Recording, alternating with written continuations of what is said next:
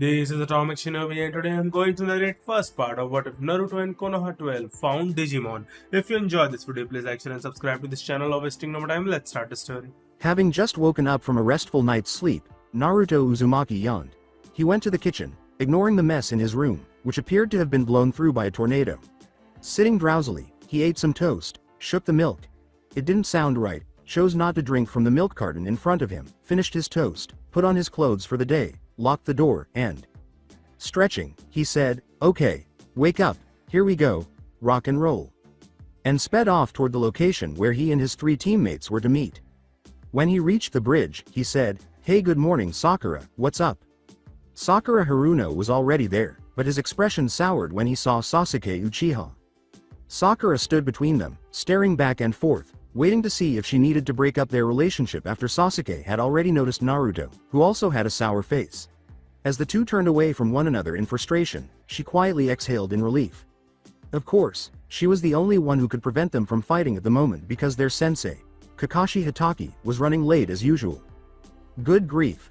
Not again, thought Sakura. Ever since we returned from the land of waves, they have been like this. It's like having a couple of kids all the time. Then her irate inner self erupted, saying, "Rahrg, Kakashi-sensei.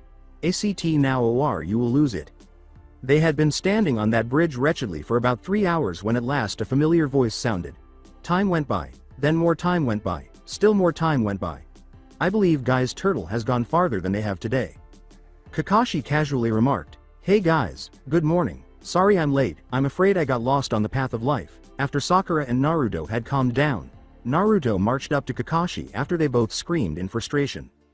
Naruto started to say, "I'm ready for the next ninja mission sensei," but Kakashi interrupted him. "And hey, come on, no more of this dumb beginner's stuff, okay? I want a chance to prove myself, I'm talking a real mission.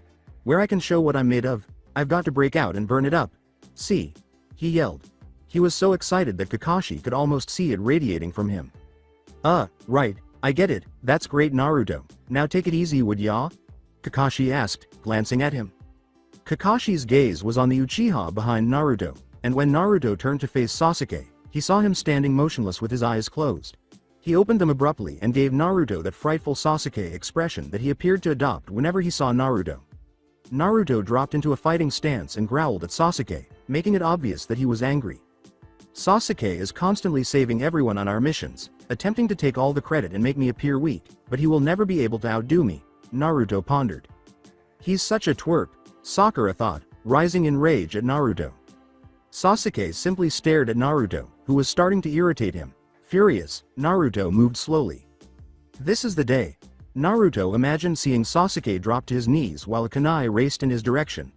Sasuke was saved when Naruto lunged and grabbed the kunai. "Huh, what's the matter? Can't take care of yourself Sasuke?" he exclaimed. "Believe it. Let us know when you're done fantasizing Naruto, so we can start the mission, alright?" Kakashi responded. Naruto exclaimed, "Right," with enthusiasm. Sakura abruptly brought Naruto back to reality by asking, "Could you not be so annoying Naruto, just for once?" And they quickly left for their mission. Sasuke was picking slowly as he and Naruto and Sakura worked to remove all the weeds from a garden. Naruto muttered to himself, "Well, I'm going to beat Sasuke anyways," and began hurriedly removing every plant that came in his way. All plants. The only issue was that he removed every crop the woman had been cultivating as well. She shouted, "Hey you," turning, Naruto faced her. "Oh, hi lady, I got rid of all your weeds, pretty cool huh?"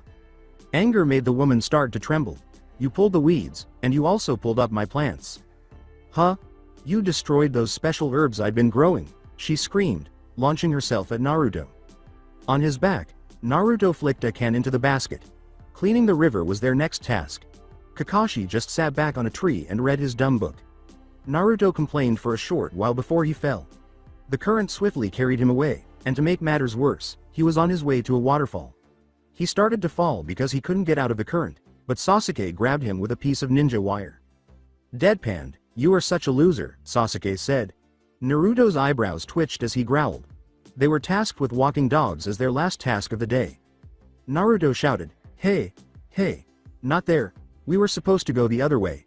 As the large dog he was meant to be walking pulled him along, he shouted, "Hey, I'm talking to you," while Sakura and Sasuke, accompanied by their small dogs, looked on.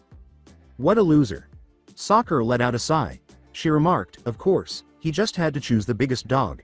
As the big dog continued to drag him in the direction of a fence hole.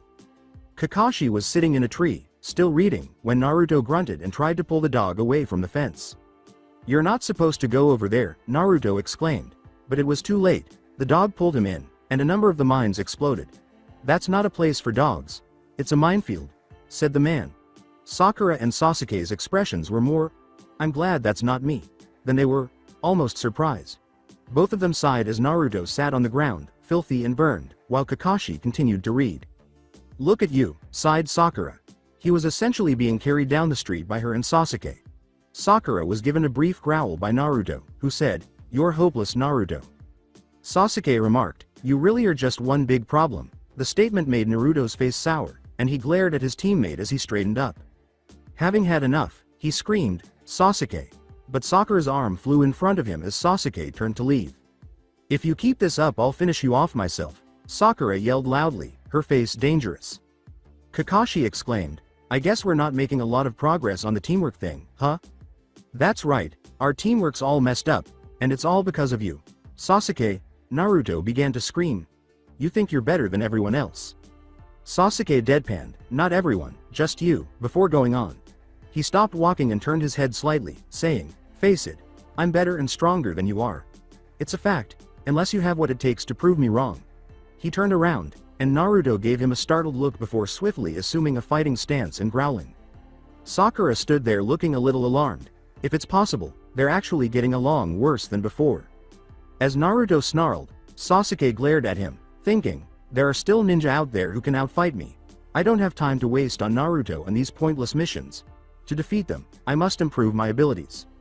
Overhead, Kakashi saw a hawk circle. Alright guys, let's call it a day, and we can beat each other to a pulp some other time. Anyway, I have to file my report on this mission. On his way out, Sasuke said, whatever, I'm out of here. Wait, Sasuke, I'll come with you, Sakura exclaimed as she ran after him. Sakura. But when he realized Sakura wasn't paying attention, he stopped. Naruto was created as a result. So why don't we? I mean, let's do something more personal, I mean to improve our teamwork and all. Sakura responded. With a deadpan expression, Sasuke said, I swear you're just as bad as Naruto. Instead of flirting, why don't you practice your jutsu and make the team stronger? And let's face it, you're actually worse than Naruto. Sasuke then left a dejected Sakura.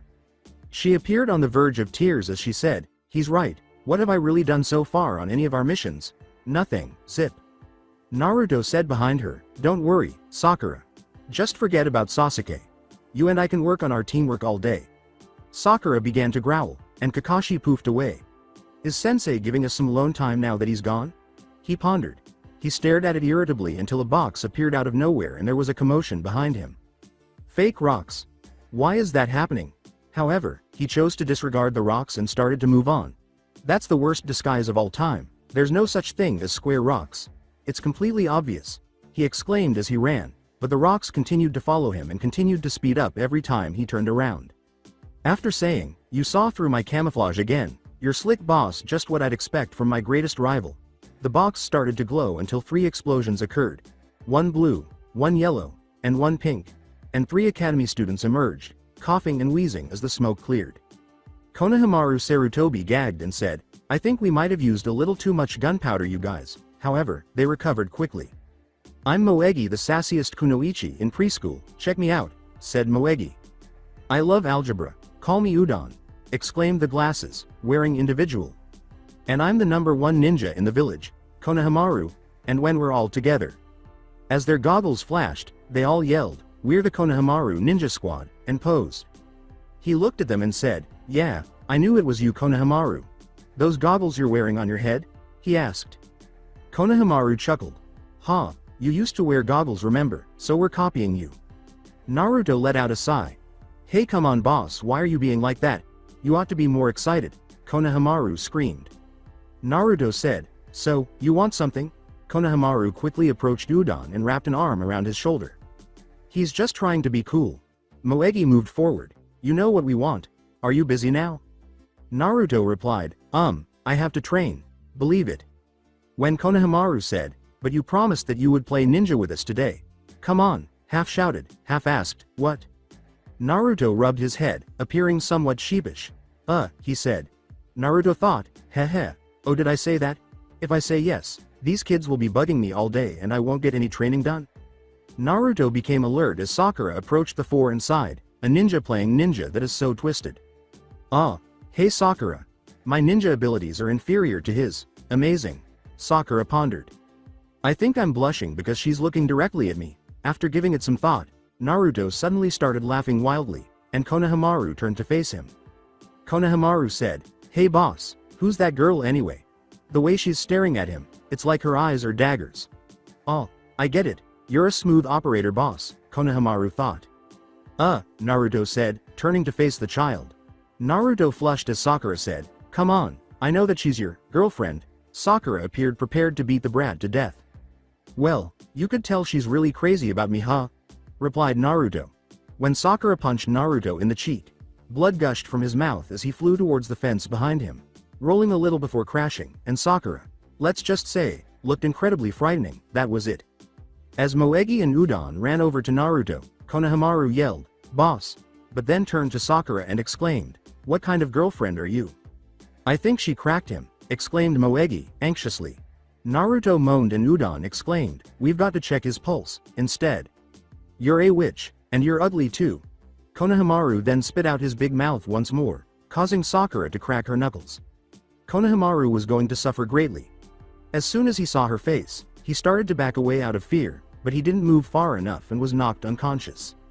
Sakura was leaving the four behind. "Humph," Udon said, "Hey Konohamaru, are you okay?" as the two victims began to rise and moan. Konohamaru declared, "I don't even think she's human." Sakura froze. "Did you notice how broad her forehead is?" They decided they didn't want to stay and get beaten up, so they fled, but Konohamaru bumped into someone and fell onto his butt. Her face was that of someone who was completely intent on killing.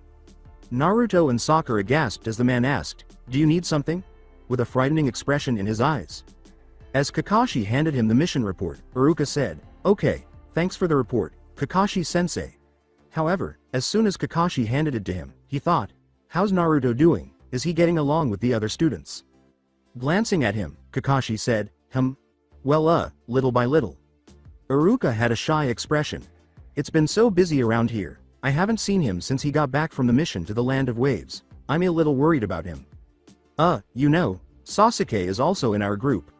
Naruto sees him as a rival, which puts a constant strain on the group, but it also pushes Naruto to excel, and he's making amazing progress.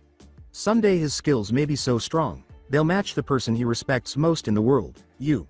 Iruka's face lit up with a beaming smile. Iruka said, "You don't say." Shino was the only person not panting while Kurenai Yuhi and her squad were working together. They appeared to have trained hard. She had been observing them when she heard a bird squawking overhead. She looked up and saw it was the same bird. "Well, I wonder," she pondered. Shoji was enjoying a snack that Asuma Sarutobi had taken his team to get when he heard a hawk and looked up to see one too. Now, Shikamaru was the only one who noticed his teacher looking up, Asuma thought. "Konohamaru." Naruto cried out in alarm as the child's scarf held him aloft. The man Konohamaru had previously run into asked, drawing him in closer as Konohamaru groaned, "So does this hurt, punk?" His partner, Tamari, remarked roughly, "Put him down, Kankuro, or you know you'll pay for it later." "Who are they?" "Hey, I'm sorry," Sakura said, "the whole thing was my fault." "What are they?" Naruto shouted, "You better take your hands off him right now." Kankuro thought, "So these are the genin of the Leaf Village. We've got a few minutes before he gets here. Let's mess with these punks, huh?" "Kick," starting Konohamaru said. "Let go of me, you jerk." Naruto was nearly ready to kill Kankuro when he tightened his hold and drew him in. "You're feisty, but not for long," Kankuro said. Naruto called out to Kankuro, "Put him down," as he ran. Naruto instantly flew backwards as Kankuro started to move his fingers while grinning. What the heck was that? You're a leaf genin too, looks like your village is full of wimps." "What are they doing here? They're foreigners from somewhere," Sakura pondered in her mind. "Ugh, Konohamaru," exclaimed Naruto. "Konohamaru! Konohamaru!" shouted Udon and Moegi.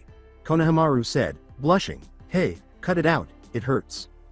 "That's it, drop him now or I take you apart, you got that, fool?" said Naruto. Then Sakura approached him from behind and began strangling him, saying, "Ga, you're the fool. Making treats isn't going to help, Naruto," as Naruto's face flushed. Kankuro grinned. He hurt Konohamaru more because he said, "You're annoying, all of you, and I don't like runts or any other scrawny weakling, so when a wimp like this starts shooting off his mouth," before turning to face Naruto and Sakura and saying, "I just want to break him in half." Naruto and Sakura had shocked expressions on their faces, and poor Moegi and Udon were crying. Temari let out a sigh. "Fine, but I'm not involved in any of this, okay?" Sakura pondered, "What's this guy's problem? This is getting ugly." Naruto began to run to save Konohamaru, but a rock beat him to it, cutting Kankuro and forcing him to drop the child.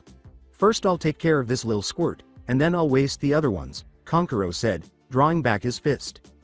Trying to maintain his composure despite having a severe migraine, Sasuke was sitting in a tree, tossing a rock up and repeatedly catching it. "You're a long way from home, and you're way out of your league, Sasuke," Sakura exclaimed joyfully as Temari blushed slightly and Kankuro and Naruto gave him venomous looks.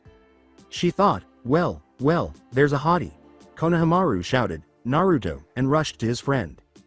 Moegi and Sakura went crazy as Sasuke tried to stay awake because his headache was getting so bad that it was making him faint. Kankuro said, "Oh, great, another wimp here to tick me off," as Sasuke stopped throwing the rock and crushed it into dust. According to Sasuke, "Get lost," Moegi and Sakura exclaimed, "Oh, he's so cool," while Udon gazed admiringly at Sasuke. Konohamaru questioned Naruto, "How come you're not cool like that?" Naruto responded, growling, "Sasuke, oh, what do you mean? I could have taken that guy out in 2 seconds flat. You're constantly attempting to discredit me in front of everyone." Kankuro said, "Hey punk, get down here," and Sasuke said, "You're the kind of pesky lil snot I hate the most, all attitude and nothing to back it up," before grabbing the bandage he had around his shoulder and pulling it. The Temari questioned, "What, are you going to use the crow for this?" Sasuke gasped when a voice from directly behind him said, "Kankuro, back off." He was unable to keep himself awake any longer, but at least no one was going to die, so he went unconscious and fell from the tree. Naruto barely caught him before he hit the ground, and even then, he only managed to catch his upper half.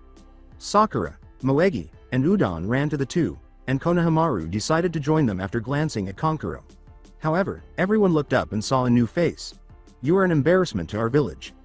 After everyone gasped, Kankuro said, Hey Gaara." His voice was busted as he gazed at the recently arrived. But how did he get there? No one, not even Sasuke, seemed to notice him before he collapsed. Sakura asked herself in her head. As all of that was going on, Shino, Hinata, and Kiba were making their way to the steak place, where they were supposed to meet Shikamaru, Ino, and Shoji. The 6 of them had decided that since their senseis had blown them off for the rest of the day, they might as well go there, but then Shino suddenly passed out. Oddly, he was the one who had the most energy left, and they carried him there, even though only Ino was present. When they arrived, Ino exclaimed, "Wow, what's up with Shino?" Kiba had both hands digging into Shino's shoulders, while Hinata, whose upper half was soaked, had his legs. Well, Kiba started to think about it. "I had originally tried to do it alone, but Shino and Akamaru on me, not to mention Hinata because she had seen Naruto. He looked at her then left and she fainted, again, so I had tried man-beast clone. Me and Akamaru ran out of chakra to use before we got halfway here, so then I had 3 options. 1, I could drag Shino, and put Hinata on my back. 2, I could leave Shino in a deserted alley for fainting at a bad time, and just take Hinata. And the 3rd, inquired Ino, who was almost unwilling to find out. I could hurry to the stream, bring back a bucket of water, splash Hinata, and have her help me bring Shino, and now that he's here the hospital is a bit out of the way, but can you help us get him there?" Ino replied, "Sure." Hinata saw Naruto again, and the poor thing fainted. Kiba said, "So what's up about Shikamaru and Shoji? They aren't here yet. I would have thought at least Shoji would be here early." Kiba exclaimed, "Oh." Hinata pulled out the towel he had cleverly kept with him at all times, and waved it at her to calm her down. She pointed to a building directly across from the small space they were in and said, "Shikamaru kept talking about how everything was so boring and how the trees were so boring because he couldn't see the sky, so he went up there. Oh, and Shoji ran out of chips to munch on, and went home to get some more," she added. "Ah, so now that we're here and Shoji should be here soon, why don't you go get Shikamaru?" Kiba replied. "All right," Ino said as he left, then went inside to his favorite spot to lie and gaze at the clouds. "Shikamaru, get to that park right now," he said. With a lazy tone, Shikamaru inquired, is everyone there yet? Everyone but you and Choji. Now move it, great job, Shikamaru. Once Choji is here, tell me, and now he did it, he enraged Ino. Shikamaru Nara! Exclaimed Ino. She had been pulling Shikamaru by his ear 10 minutes into the park, with him right behind her. In addition to noticing Shino, a wet, unconscious, red-faced Hinata, and Kiba's angry expression, it appears that he had made up his mind not to have it torn off because he was walking voluntarily. After that, they deduced that Hinata had seen Naruto and that Shino had fainted en route. As he approached Ino, holding Shikamaru's ear, a furious Kiba, a half-awake Hinata, and a completely unconscious Shino, Choji said, hello guys. Wow, what happened here? As Choji appeared somewhat distressed, Kiba sighed and said, I'll tell you over barbecued steak. After we get Shino to the hospital. The third Hokage started off by saying, I have called you for a very important purpose. Seeing your fellow Junin here, I'm sure you realize what this is about. So soon, inquired Kakashi. I thought we had a little more time. I take it all the other lands have been notified of the coming event. I noticed some of their genin have already arrived here in the village, Asuma replied. Then Kurenai spoke. And when do we start? The Hokage declared, we will start in a week. That's pretty short notice, Kakashi remarked, lifting his head a little. With a puff of smoke, the Hokage exhaled and said, take heed, exactly 7 days from today, on the first day of July, the genin will be gathered and tested, only the very best will be selected as Chunin. There were no bloodstains or indications that Itachi had ever been there, but Sasuke was alone in his mindscape, which was the Uchiha compound prior to the massacre. There was only one issue, though, he was unable to leave and no longer felt alone because of two dim presences in his mindscape.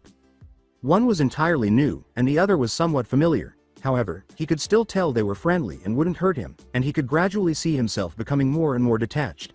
Slowly but surely, the new presences emerged. One of them was a boy with raven hair who was curled up like an egg and holding a small device in one hand. The other was Shino.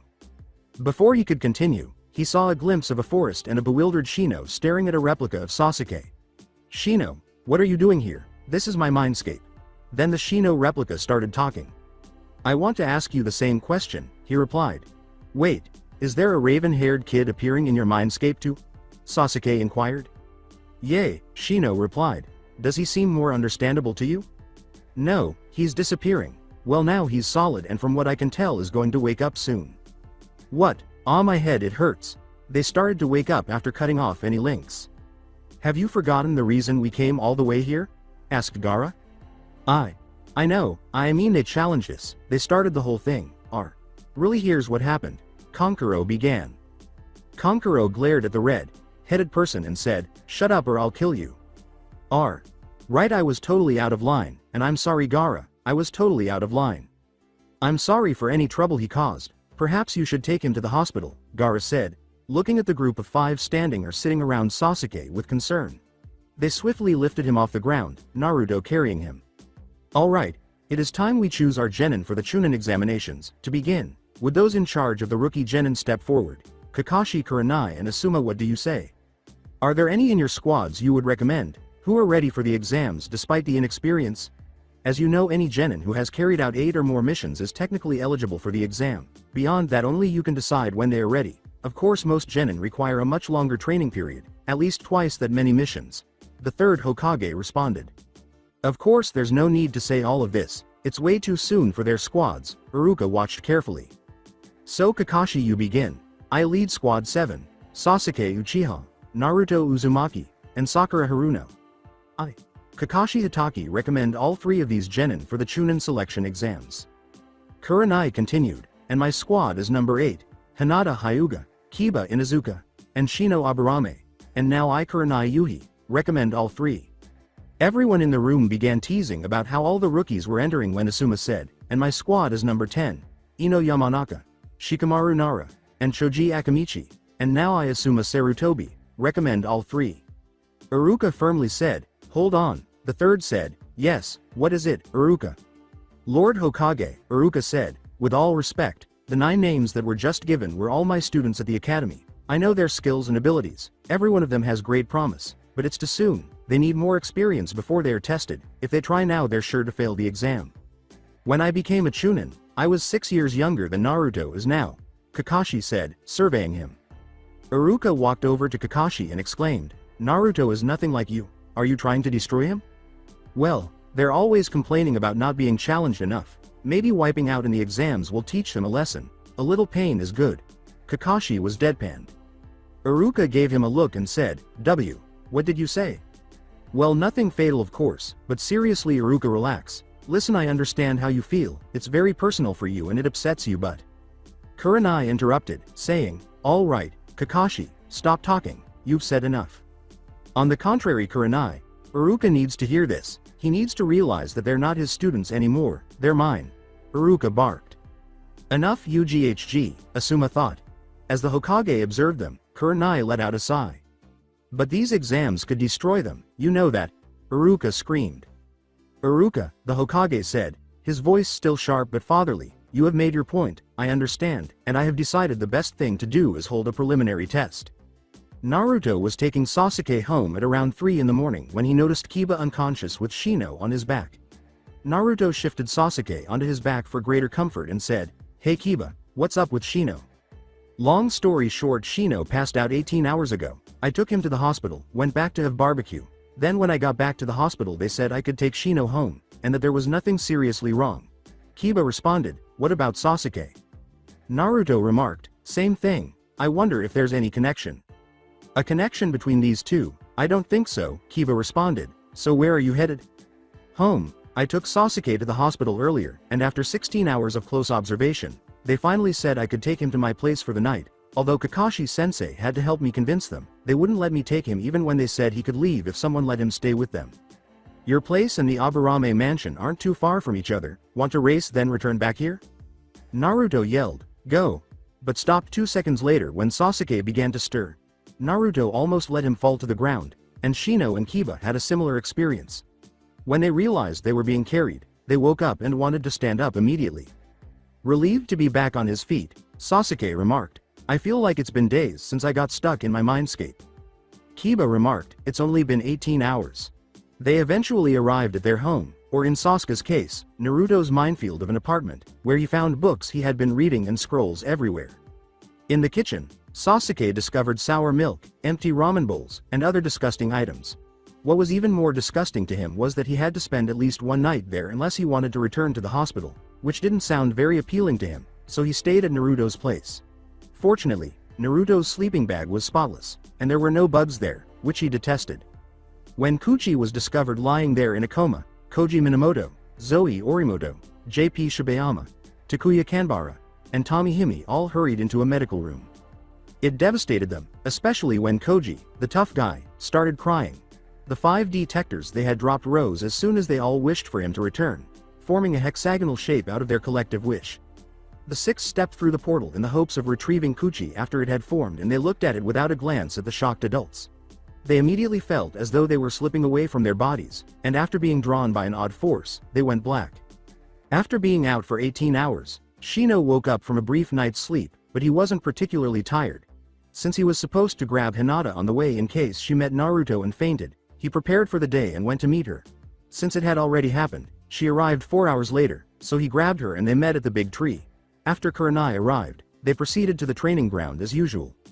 Like Shino, Sasuke had not slept that night because he was not in the mood to lie down after 18 hours of sleep. Instead, he fixed Naruto's apartment because he found it annoying that everything was so disorganized. Naruto woke up to a pleasant surprise, and as he cleaned that night, he reflected on how willing Naruto was to let him stay at his house.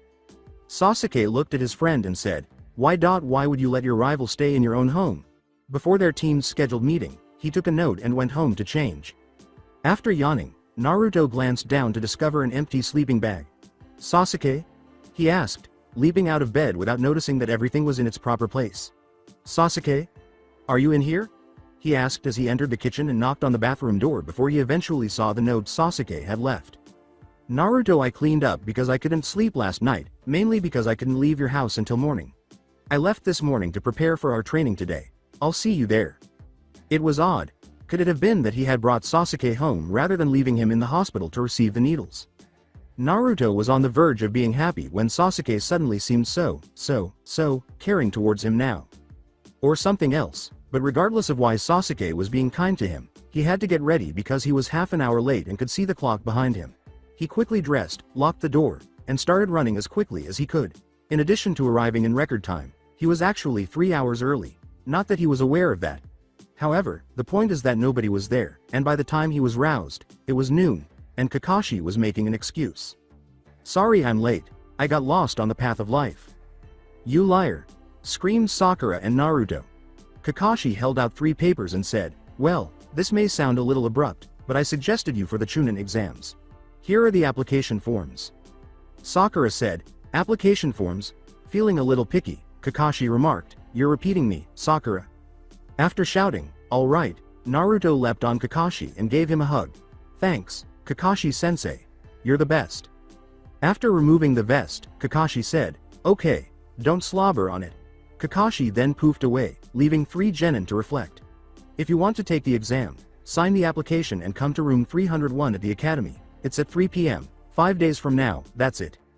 Sasuke was considering fighting Gaara, Naruto was thrilled, and Sakura wasn't sure if she was or would ever be prepared. When Konohamaru, Udon, and Moegi saw Naruto, he was out on foot. Konohamaru shouted, "Hey Naruto, come play ninja with us." He replied, "Sure, I don't have anything to do today, so I'm free." Suddenly, a foreign ninja grabbed Moegi from behind and fled. The 3 men shouted, "Moegi," as she was being taken, and they immediately pursued her. However, Konohamaru and Udon soon got lost because Naruto was furious, and he's fast when he's furious, so they soon caught up. After yelling, "Let her go! Let Moegi go!" and "She's just a kid, let her go!" the ninja withdrew a kunai and placed it against Moegi's throat. "Bring it to me!" the ninja exclaimed. "Bring me the first Hokage's scroll of sealing." Naruto remained motionless. "Why aren't you moving?" "What if I say no? Then I guess you don't care about what happens to the girl."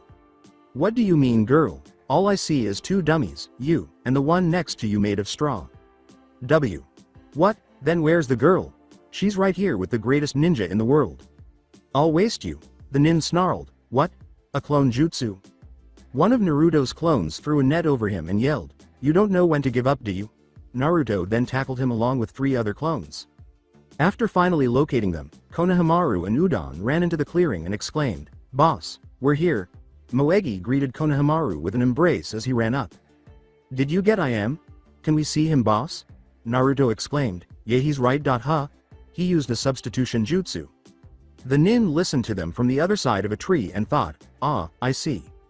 Before Sasuke passed by, Sakura was sitting on her balcony, struggling to decide what to do about the Chunin exam. "Sakura," he shouted out. "S. Sasuke?"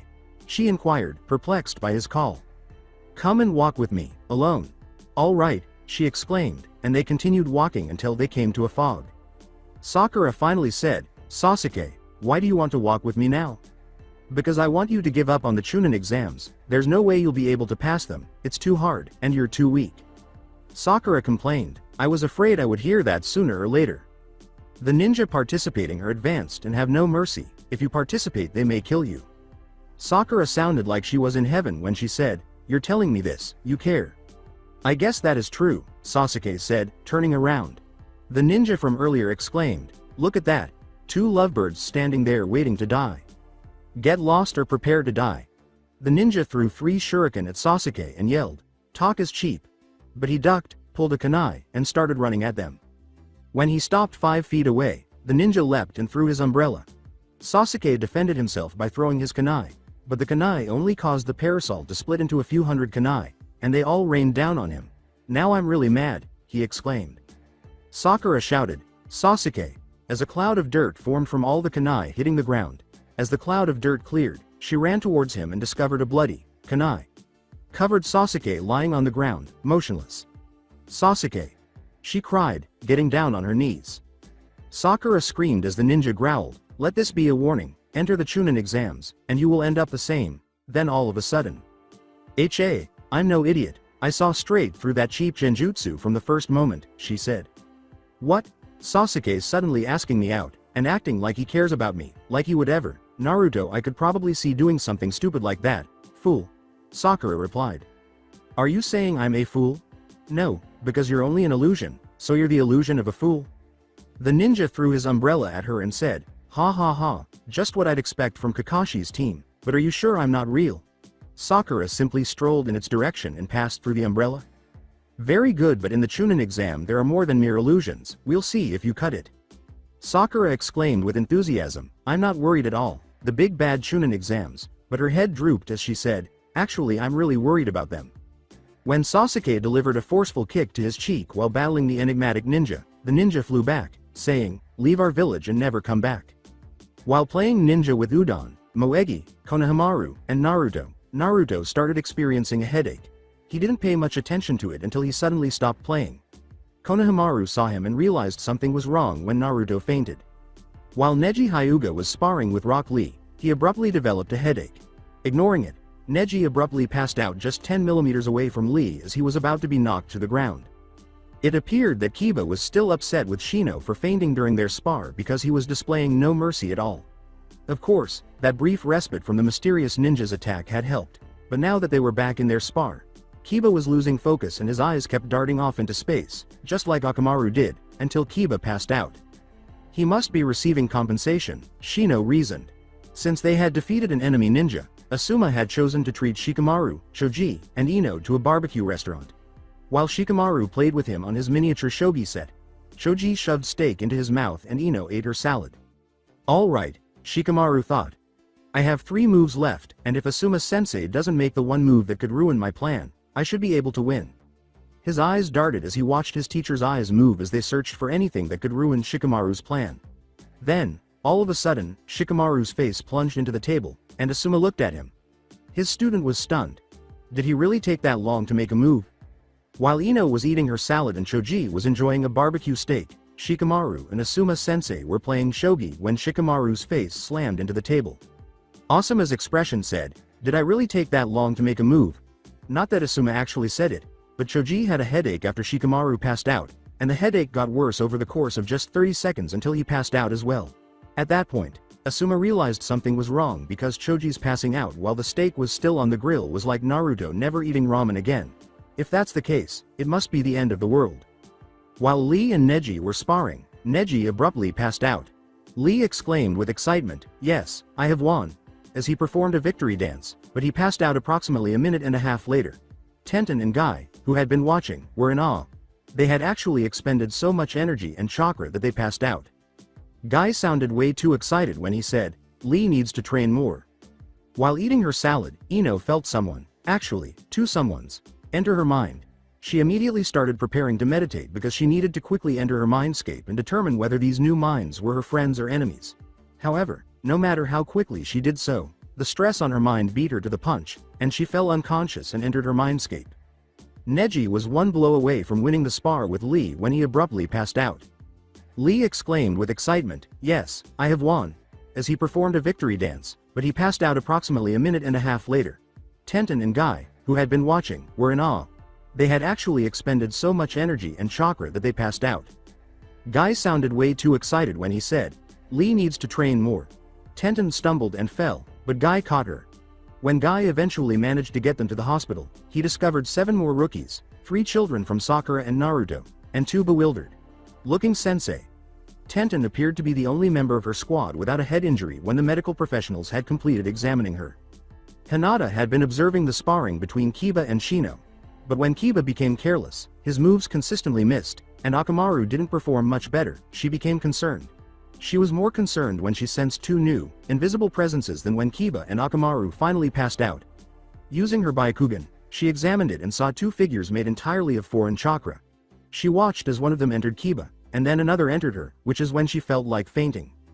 Sakura continued to walk along, unsure of what to do about the test and whether she wanted to take it or pass and try again the following year. Suddenly, though, she felt as though her head was splitting, and 2 new, extremely faint presences appeared in her mind. Then she recalled that Ino had taught her how to enter your mindscape back when they were friends.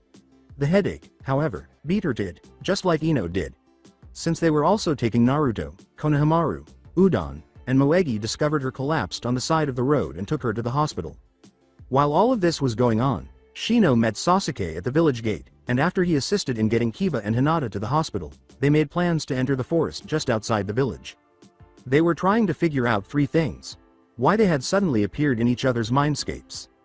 Why a child was curled up in a ball, holding some sort of technology, and why he was slowly waking up. No, he wasn't awake yet, and why they could occasionally hear each other's thoughts.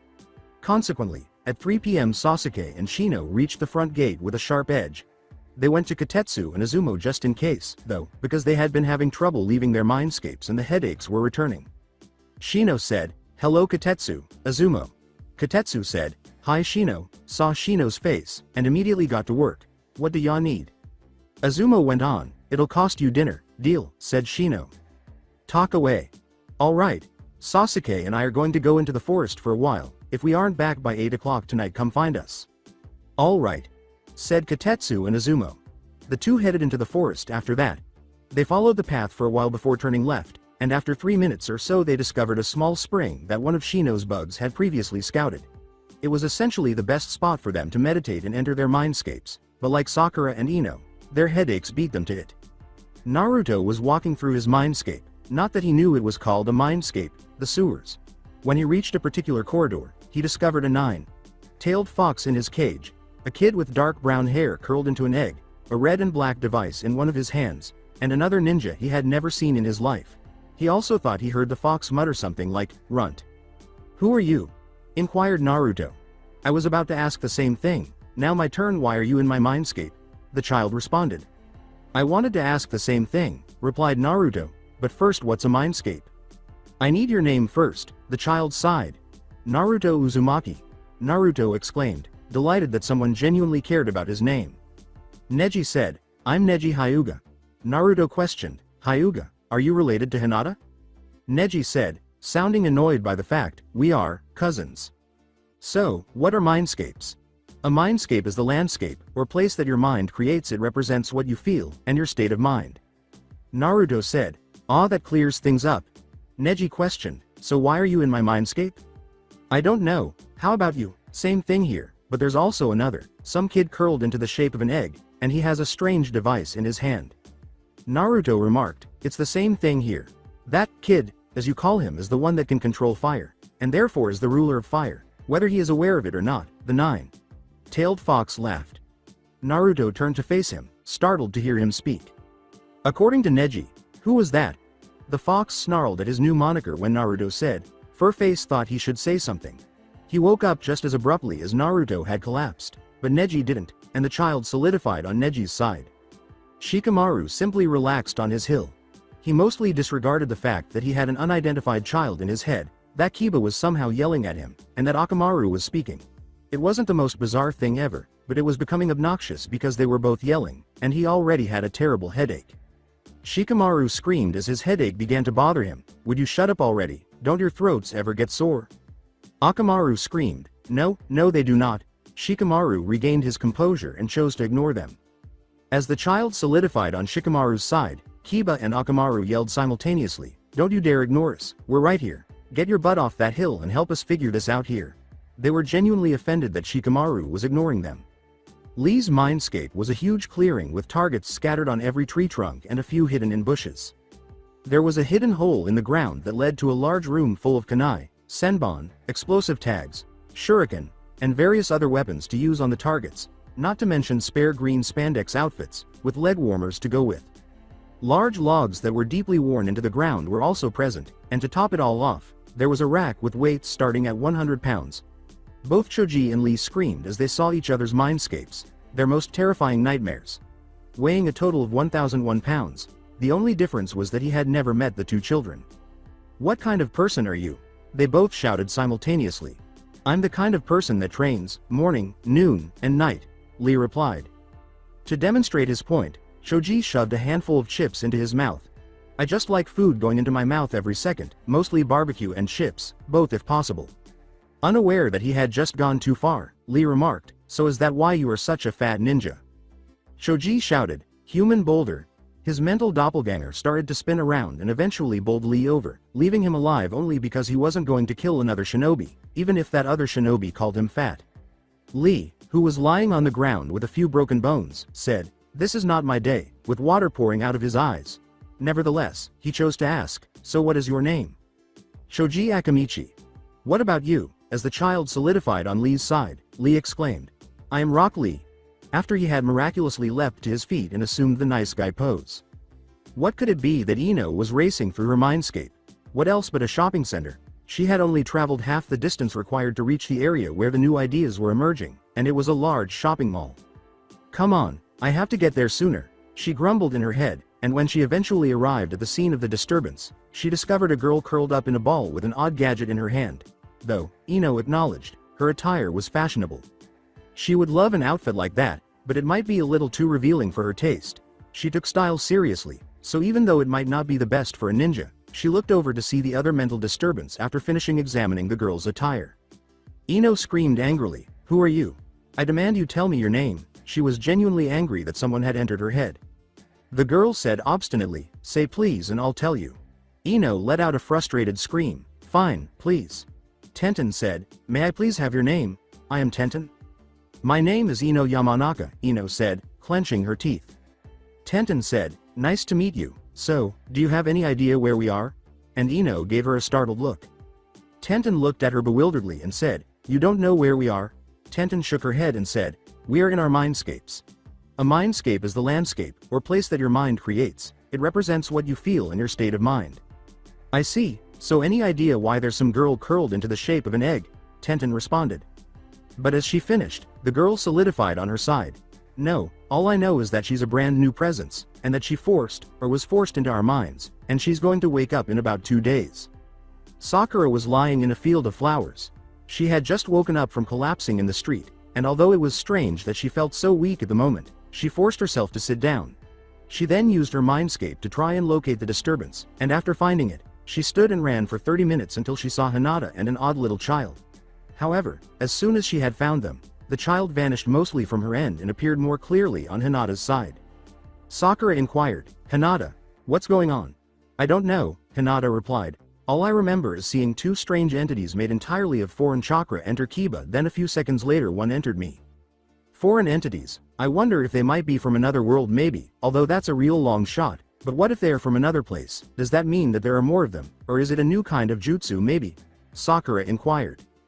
"I don't know, but I do remember a small disturbance earlier and then only an hour later the entity entered me." "Oh, I don't know," Hinata replied. In his mindscape, Shino was standing on a big tree branch, but he wasn't alone there. The kid and the Sasuke doppelganger were also there. The child wasn't curled up this time, though. Instead, he was still half asleep on the branch. Sasuke asked, "Is he ever going to wake up?" He had discovered that if he concentrated hard, he could see through his doppelganger's eyes and thought that he might eventually be able to enter Shino's mindscape himself, though this was also boring.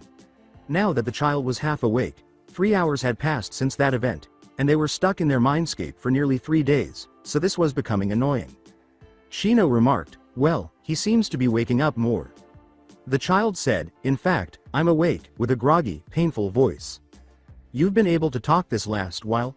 raised Sasuke's somewhat irate voice. The child moaned, "No, it hurt too much to try and move, so I stayed still." As the moon in his mindscape gradually rose into the sky, Shino calmly remarked, "Fine, but even so you invaded our mindscapes, so your name would be appreciated."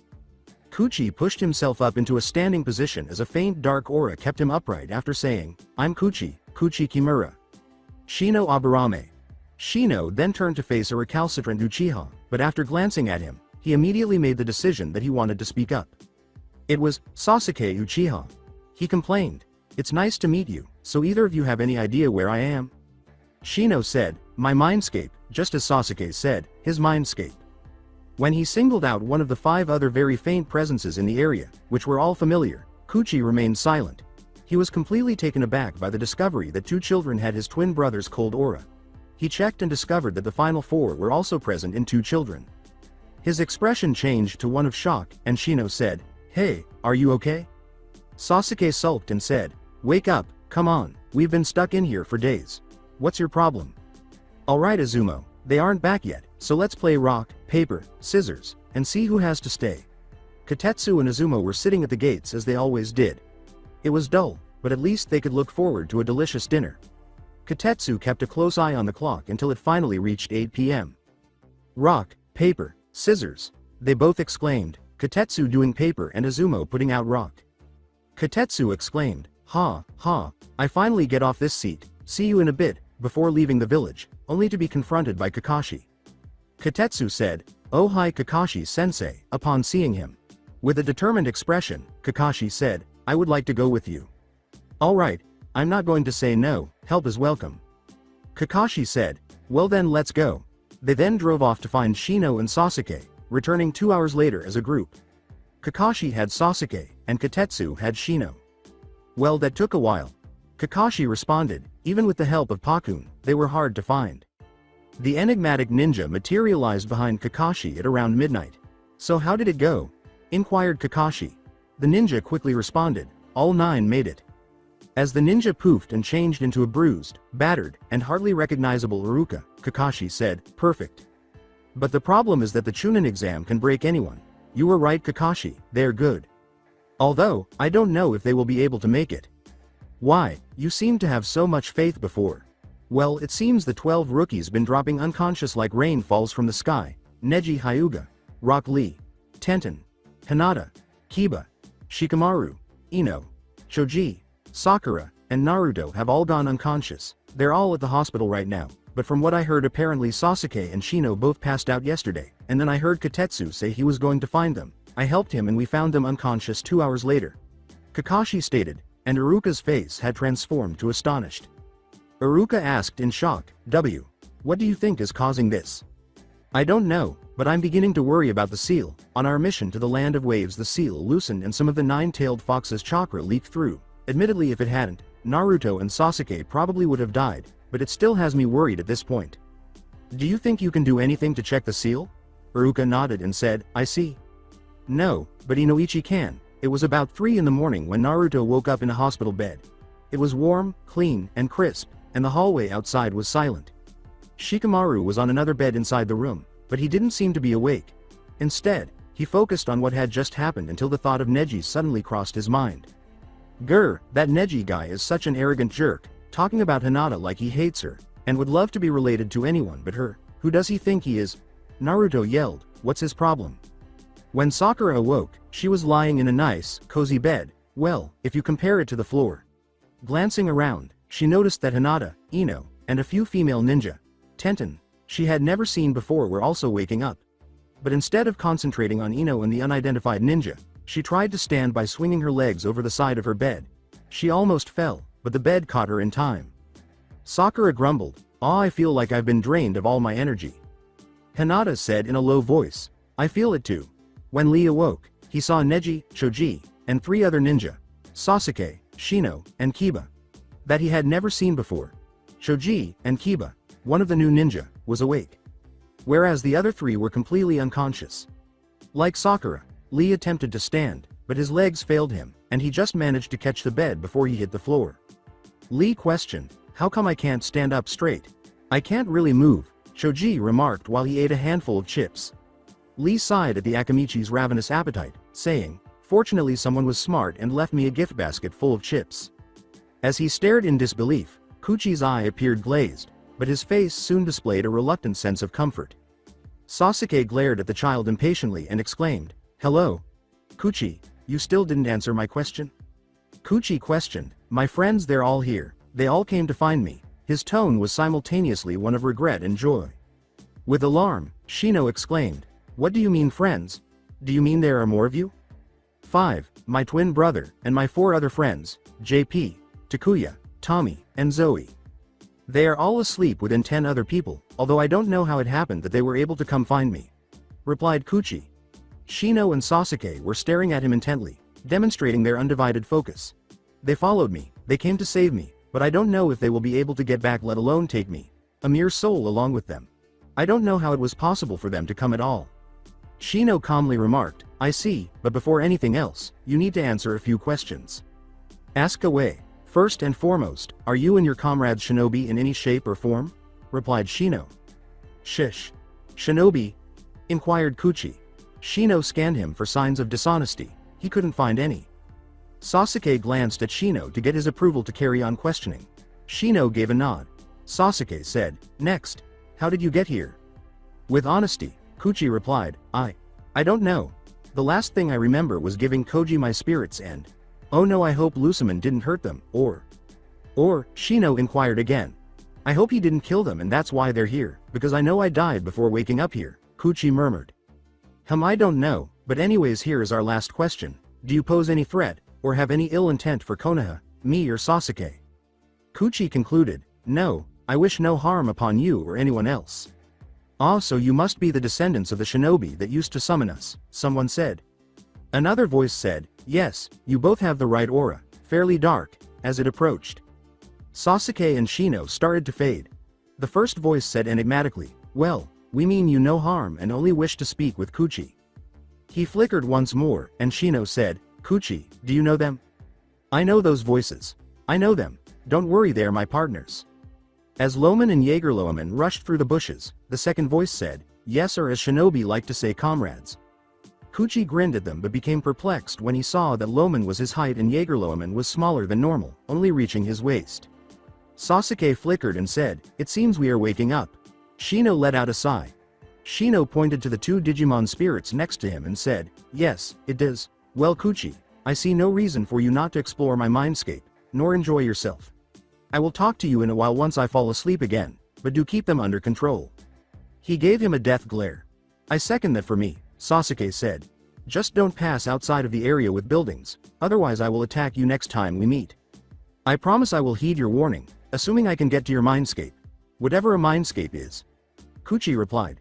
For a job well done, Sasuke nodded. Following their departure, Kuchi and his spirits had a cordial discussion. 5 days had passed since Neji last saw Naruto, and there was still no indication that he had returned or would in the near future. In order to keep himself busy, he finally made the decision to try and talk to the person Naruto had nicknamed Furfus. His first attempt hadn't gone so well, though. Neji had no one to talk to after Naruto vanished 4 days ago, so he made the decision to finally meet Furfus. Neji said, hello. May I please have your name? Angry, the fox gazed at him until, at last, he opened his mouth and spat a burst of chakra at him. The doppelganger of Neji fled from the acidic chakra as quickly as he could. As he ran, Neji thought to himself, wait, nine-tailed demon in a cage, Naruto must be the holder of the Kyuubi. His second attempt didn't go very well the following day. Neji politely said, hello. I think I'm right but do you happen to be the Kyuubi? He sincerely hoped he wouldn't be killed. After staring at him for 3 milliseconds, the fox released his chakra from the cage once more. This time, however, he used his acidic chakra to form spears. Neji had to flee through the sewers for his life once more. On his third try the following day, he preferred to have to flee for his life rather than lose his mind due to his loneliness. After giving it a quick look, the fox said, hello. I'm Neji Hyuga. The Kyuubi looked again and shut his mouth, saying, please don't try to kill me again, I wish no disrespect. Furfus thought, well, he's a brave and spirited man, so maybe I should try not to kill him, even if he annoyed me.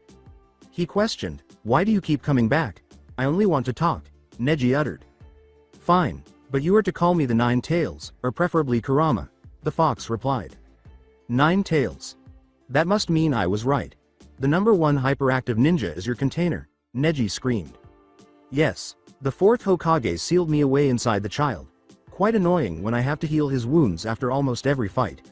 And another thing, you've never met the runt, so how do you know him? Kurama exhaled.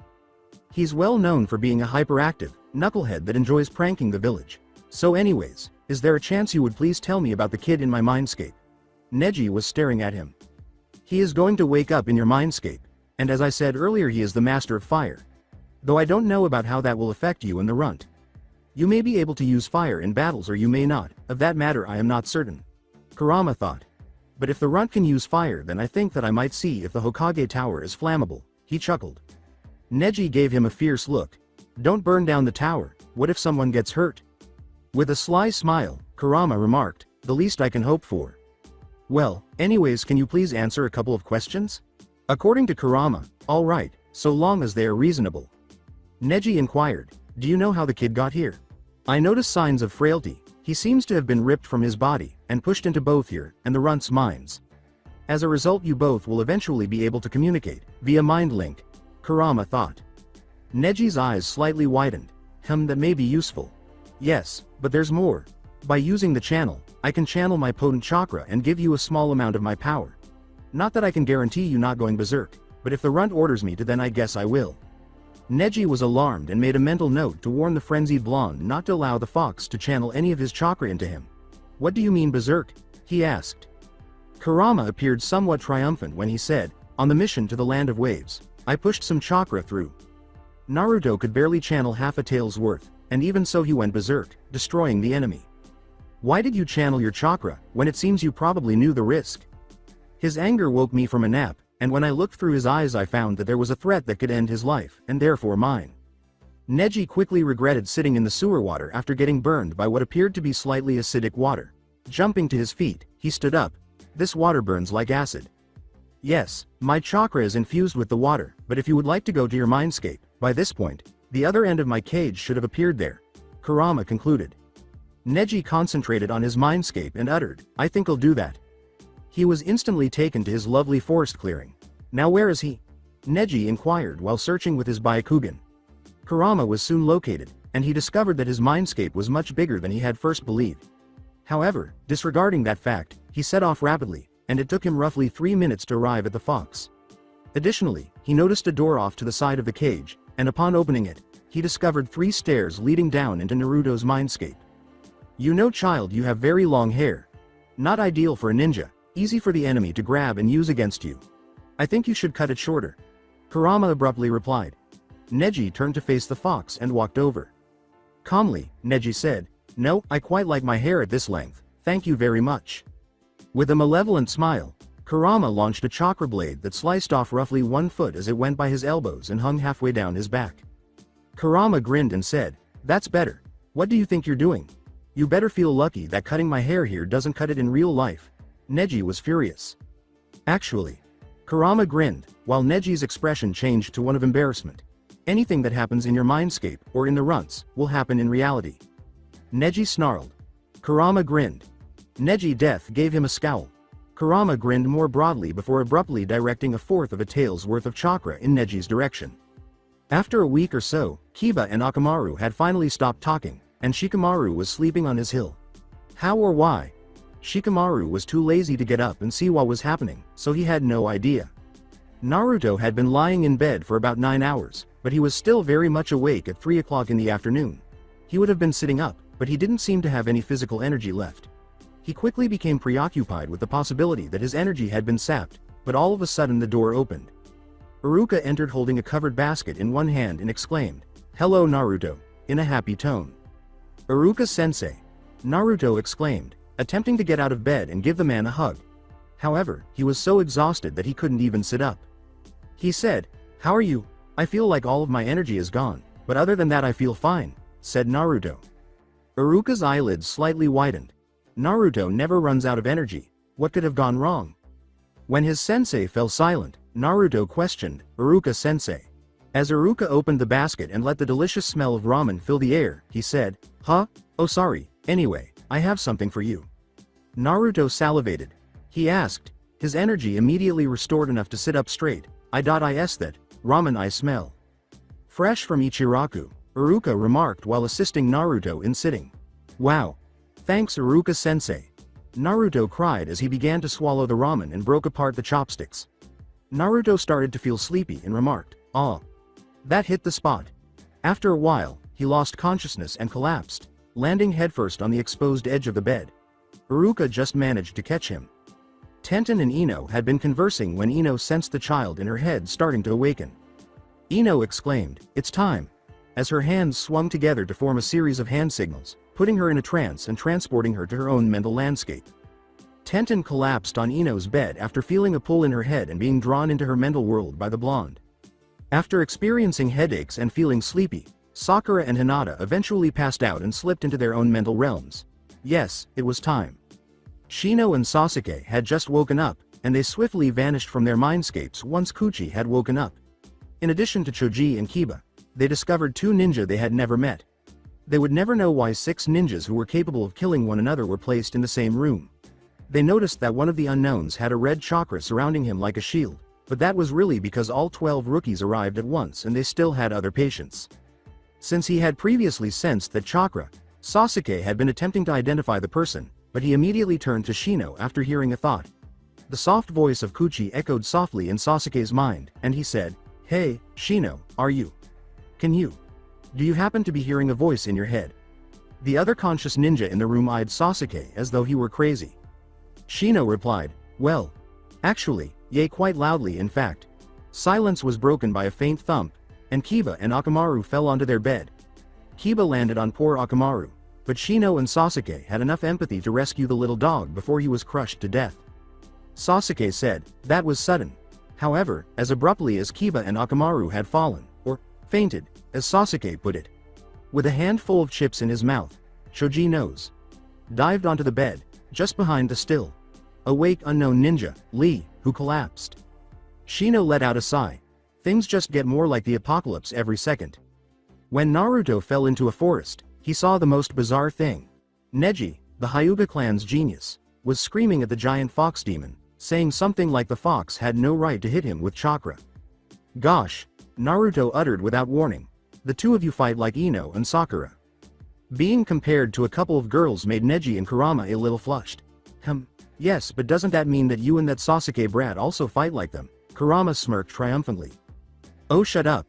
You should show respect to those who are older and more powerful than you," said Kurama. Then he tried to attack Naruto through his cage with one of his tails. He dodged, barely slapping Naruto's ankle. He exclaimed, "Ow, what was that?" "A lesson in respect," smugly Kurama remarked. As loudly as he could, Naruto screamed, "You apologize right now." After 3 hours. "Apologize, I refuse, you runt. Stop calling me runt, I will not, you little runt." Neji sighed as he approached them. He had gone to avoid the commotion, but the two were shouting so loudly that he could hear them from the other side of his mindscape. Neji shouted, "Will the two of you just shut up?" as loudly as he could. Kurama gave him a curious glance as Naruto glared at him. Neji grabbed Naruto's arm and dragged him kicking and screaming towards the clearing where the strange child lay, apparently asleep. "The kid that invaded our mindscapes is about to wake up. So Naruto, I need you to come with me," Neji screeched. Naruto screamed, "You let me go right now," while kicking Neji's leg. Neji screamed, "Gur you brat, don't you kick me." Naruto cried, "Well then let me go."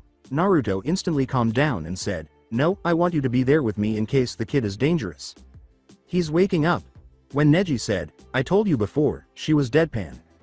"Oh, heh. Naruto straightened up and started to move. After another minute of walking, they noticed the child lying on the ground with his eyes barely open. Neji stated, "He is almost awake." To be safe, he and Naruto took a 3-foot step back. The boy's eyes opened further and he exclaimed, "URRG, my head feels like it's smashed into a rock." Neji remarked, "That's because it did. Who are you, and where am, and when the heck did my head hit a rock?" The child exclaimed, standing upright due to a flaming aura. "First, it would be appreciated if you would please answer a few questions," Neji replied. Takuya sighed. "Fine, whatever." With an expression in his eyes, Neji said, "All right, first question. Who are you and how did you get into our minds? I'll kill you if you don't answer honestly." Saying, "My name is Takuya," he writhed under Neji's stare. "Takuya Kanbara. And all I remember is stepping through a portal that might possibly take me to a friend." You don't seem to be lying, but I still don't trust you," Neji replied. Naruto yelled, "Next question," which made Takuya jump. "Are you alone, or are there more of you, and are you a shinobi? I don't know where the rest of my friends are, and what's a shinobi?" Then, both Naruto and Neji received the identical question and started at the same time. Concerned for their home, they questioned, "Now, do you pose any threat to Konoha?" "No, I don't even know who or what Konoha could be," Takuya replied. He turned away from the icy stares, stopped writhing, and used his aura to find his companions. He was shocked by what he discovered. All of his pals, including Kuchi, were dispersed among 10 other children. "What the hell is wrong with you?" Naruto exclaimed following a pause of 30 seconds. Takuya said absently, "I sense my friends, all of them, including Kuchi." Neji said, "There are more of you," Naruto questioned, "and why are you surprised about this Kuchi guy? I wonder if this could be another world." Naruto screamed impatiently, "Answer me." With flames flashing dangerously in his eyes, Takuya said, "Fine," and wiped around. "Yes, there are more. There are 5 more, my friends Koji, Zoe, Tommy, JP, and Kuchi. And I'm going to speak assuming that this is another world. So Kuchi died in our world. Me and the rest of my friends went into a portal hoping to find him. I remember blacking out and waking up here. They're happy?" He screamed and the flames in his eyes were he prepared for battle. The flames didn't need to be warmed up. Neji said, feeling a tiny cinder, You didn't have to yell at us like that. What the? He asked, looking up. What, you, how? You set my forest on fire. And you didn't even move or break a sweat. Neji was startled. With a, you shouldn't have pissed me off then, expression on his face, Takuya stood there and briefly looked up to see the harm he had done. And observed that the flames subsided as he became more composed. He therefore calmed down by taking several deep breaths. A voice from the bushes behind them exclaimed, "You three are annoying." Another voice said, "I think it's funny." The first voice said, "Oh shut up, you only find it funny because you're younger and more annoying." Still they have the same aura as them. As Neji and Naruto wavered, the first voice pondered, "Yes, defiantly descendants. Too bad we can't talk with them. I recognize those voices. Somewhere," Takuya pondered. As Burning Greymon, who was now only about half as large as he once was, walked through the bush, the first voice said, "Yes, they seem to be waking up." Agunimon then moved through the bushes and shrank a few seconds later. According to Neji, "Who are you?" "We are friends of Takuya. You seem very much like the last Hyuga I used to know before he died," said Agunimon. Burning Greymon remarked, "And you blonde seem a lot like someone I used to know." Threatening to awaken, Neji and Naruto flickered. "Well, whatever, Takuya, you have no signs of lying. I trust you for now. But if I come back and find anything tampered with, I will lose any trust I have, so don't touch anything." Naruto said dismissively, "Go ahead, explore my mindscape, knock yourself out." After flickering twice more, they eventually vanished. After that, Takuya turned to his spirits and asked them to converse with him about various topics. Naruto had fainted 10 minutes earlier, and Iruka was sitting on the edge of his bed, muttering in his sleep, "Dang furball," and "Stop talking, you jerk." This continued for roughly 20 minutes before he stopped talking. Abruptly, however, the door opened, and Kakashi and Inoichi came in. Naruto was muttering something furiously at the time. As the two approached Naruto, Iruka said, "Hello." The first of the two to speak was Kakashi. "Hi. Well, we asked the Hokage, and he said it would be fine and actually would be more than okay if Inoichi took a look at the seal. Just to make sure it's holding. I would appreciate it if you would leave Iruka, you may come back in a while," Inoichi replied. Iruka stood up and said, "All right," before choosing to wait outside by walking to the door. About 5 minutes later, he heard some inaudible whispering and a gasp. Inoichi started working after Iruka shut the door. He located the seal, placed his hands on Naruto's stomach, made a few hand gestures, and then entered a trance while examining it. "Where is the seal, I wonder?" To himself, Inoichi thought. When he saw the symbol he had seen on Naruto's stomach, he exclaimed, "Ah, there it is." He noticed that nearly half of it was gone, and he watched in horror as the remaining half vanished. Inoichi questioned, "Could it be that my presence has altered the balance and the seal is collapsing?" As the seal started to burn red and he lost the sense of power he had previously experienced from it. However, he soon calmed down as the power came back, filling the air 3 times as densely as before. Inoichi grinned as he detached himself from that aspect of Naruto's thoughts. Once again, Inoichi was in the hospital room. He saw that Kakashi was reading his book once more and that Naruto was awake. However, he saw something strange about Kakashi, who appeared to have started to panic a short while ago. Oh well, Inoichi couldn't decipher the man's thoughts without reading them because he is impossible to read. "So," Kakashi said in a slightly tremulous voice. Inoichi approached a corner with Kakashi in tow and asked, "How is it looking?" Inoichi said softly so that no onlookers could hear, "I don't know how, but half of it erased itself, and then it reappeared, only in flames. I don't know how, but the seal somehow became 3 times more powerful. I have no idea how it happened." Kakashi watched the book and remarked, "Well, if it's 3 times more powerful, I guess we don't have to worry about it breaking anytime soon." They went to the door and departed, Naruto staring as they did so. "Well, at least that's one thing off of our chests. Well, we ought to go tell the Hokage about this, and tell Iruka he can come back in." After a minute, Iruka entered and reclaimed his seat. Iruka said, "So you're awake, Naruto." He said, "You feel more energetic now?" As a smile started to form on Naruto's lips. Naruto made the decision to enjoy himself. He started, "Hey Iruka-sensei." Iruka glanced at him, fully aware of what was going through Naruto's head. As Naruto gazed at him, he sighed in his head and thought, the village is doomed. The door opened abruptly. Shikamaru remained seated on his hill until the grating voices of Akamaru and Kiba resounded, again. Kiba shouted, "There you are, you lazy idiot." Shikamaru grinned and retorted, "Yay Kiba, but if I'm an idiot, then what are you?" Akamaru snarled. He yelled, "How dare you speak to my master that way?" while considering tearing Shikamaru's ponytail out. The reason Shikamaru deadpanned was because he's annoying. "Oh yay, well, if you don't get up right now I'll chew your ponytail until you're bald," said Akamaru. As if he were a mother, Kiba gazed at his Akamaru. Kiba said, Now Akamaru." Taking out a kunai, Kiba remarked, "I think a kunai might be quicker than chewing." Shikamaru remarked, "Don't you dare try and cut my hair." Then, the greatest shock of all time, Shikamaru stood. "Run for your lives, the world is ending." Kiba mockingly exclaimed, "Oh my gosh, Shikamaru is standing, something's wrong." "Shut up, big mouth. I just thought that I should meet our intruder," Shikamaru replied. Both Kiba and Akamaru simultaneously said, "Whatever." Kiba watched as Shikamaru observed the odd child, who he believed was now sleeping on the ground. Then he turned back to Shikamaru, whose eyes were going into overdrive as they repeatedly looked up and down at the intruder. "Kuchi, I can see Takuya getting me into a strange place that I have no idea about, but you?" replied the child. He sat up, cursed, and began massaging a lump on his head. "Who are you?"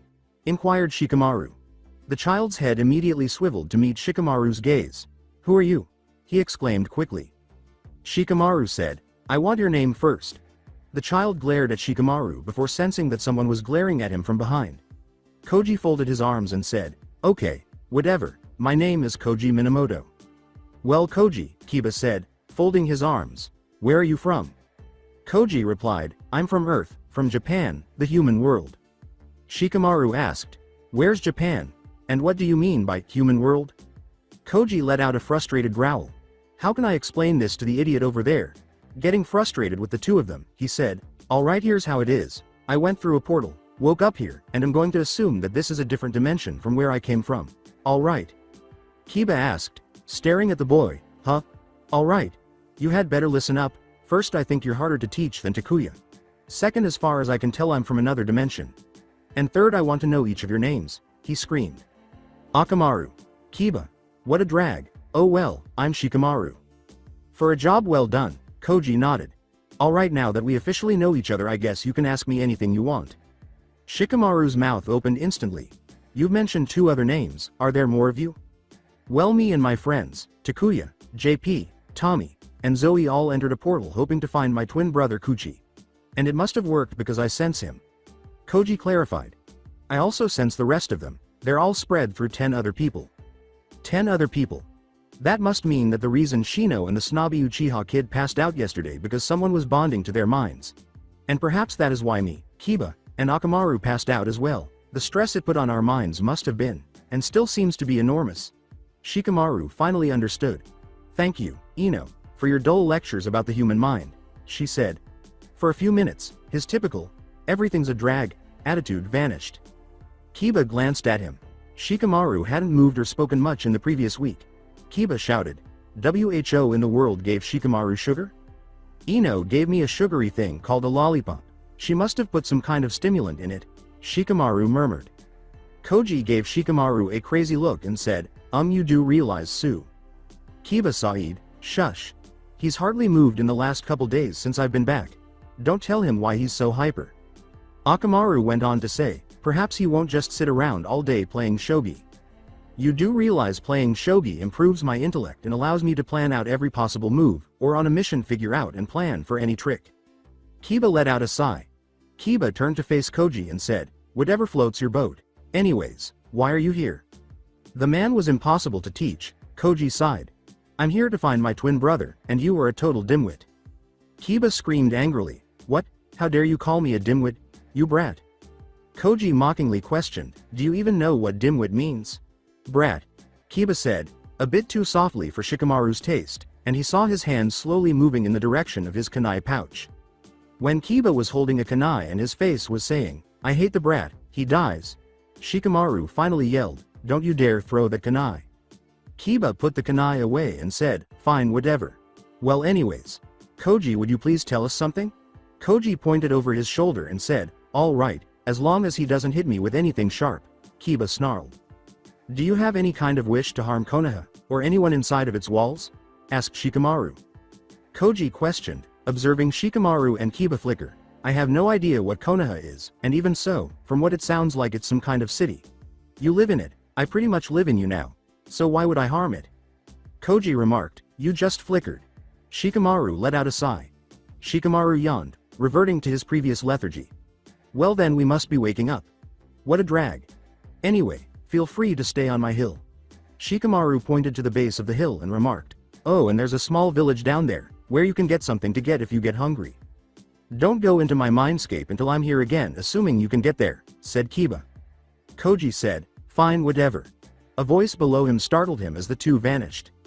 JP, when he woke up, he discovered his worst nightmare, exercise gear.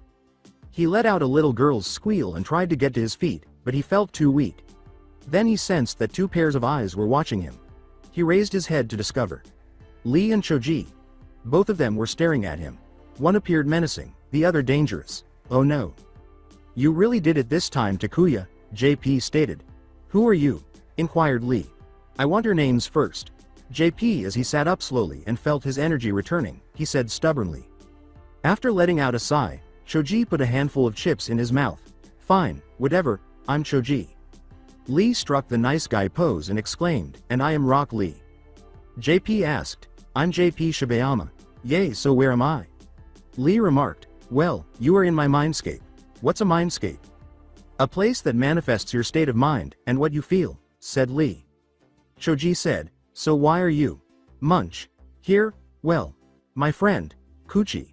He died, and a portal formed. Me and the rest of my friends went through it. We hope to find him. Then I woke up here, JP stated. Choji said, temporarily forgetting his chips, wait, that must be why Shikamaru passed out during shogi. Lee pieced together, and Neji passed out during our spar.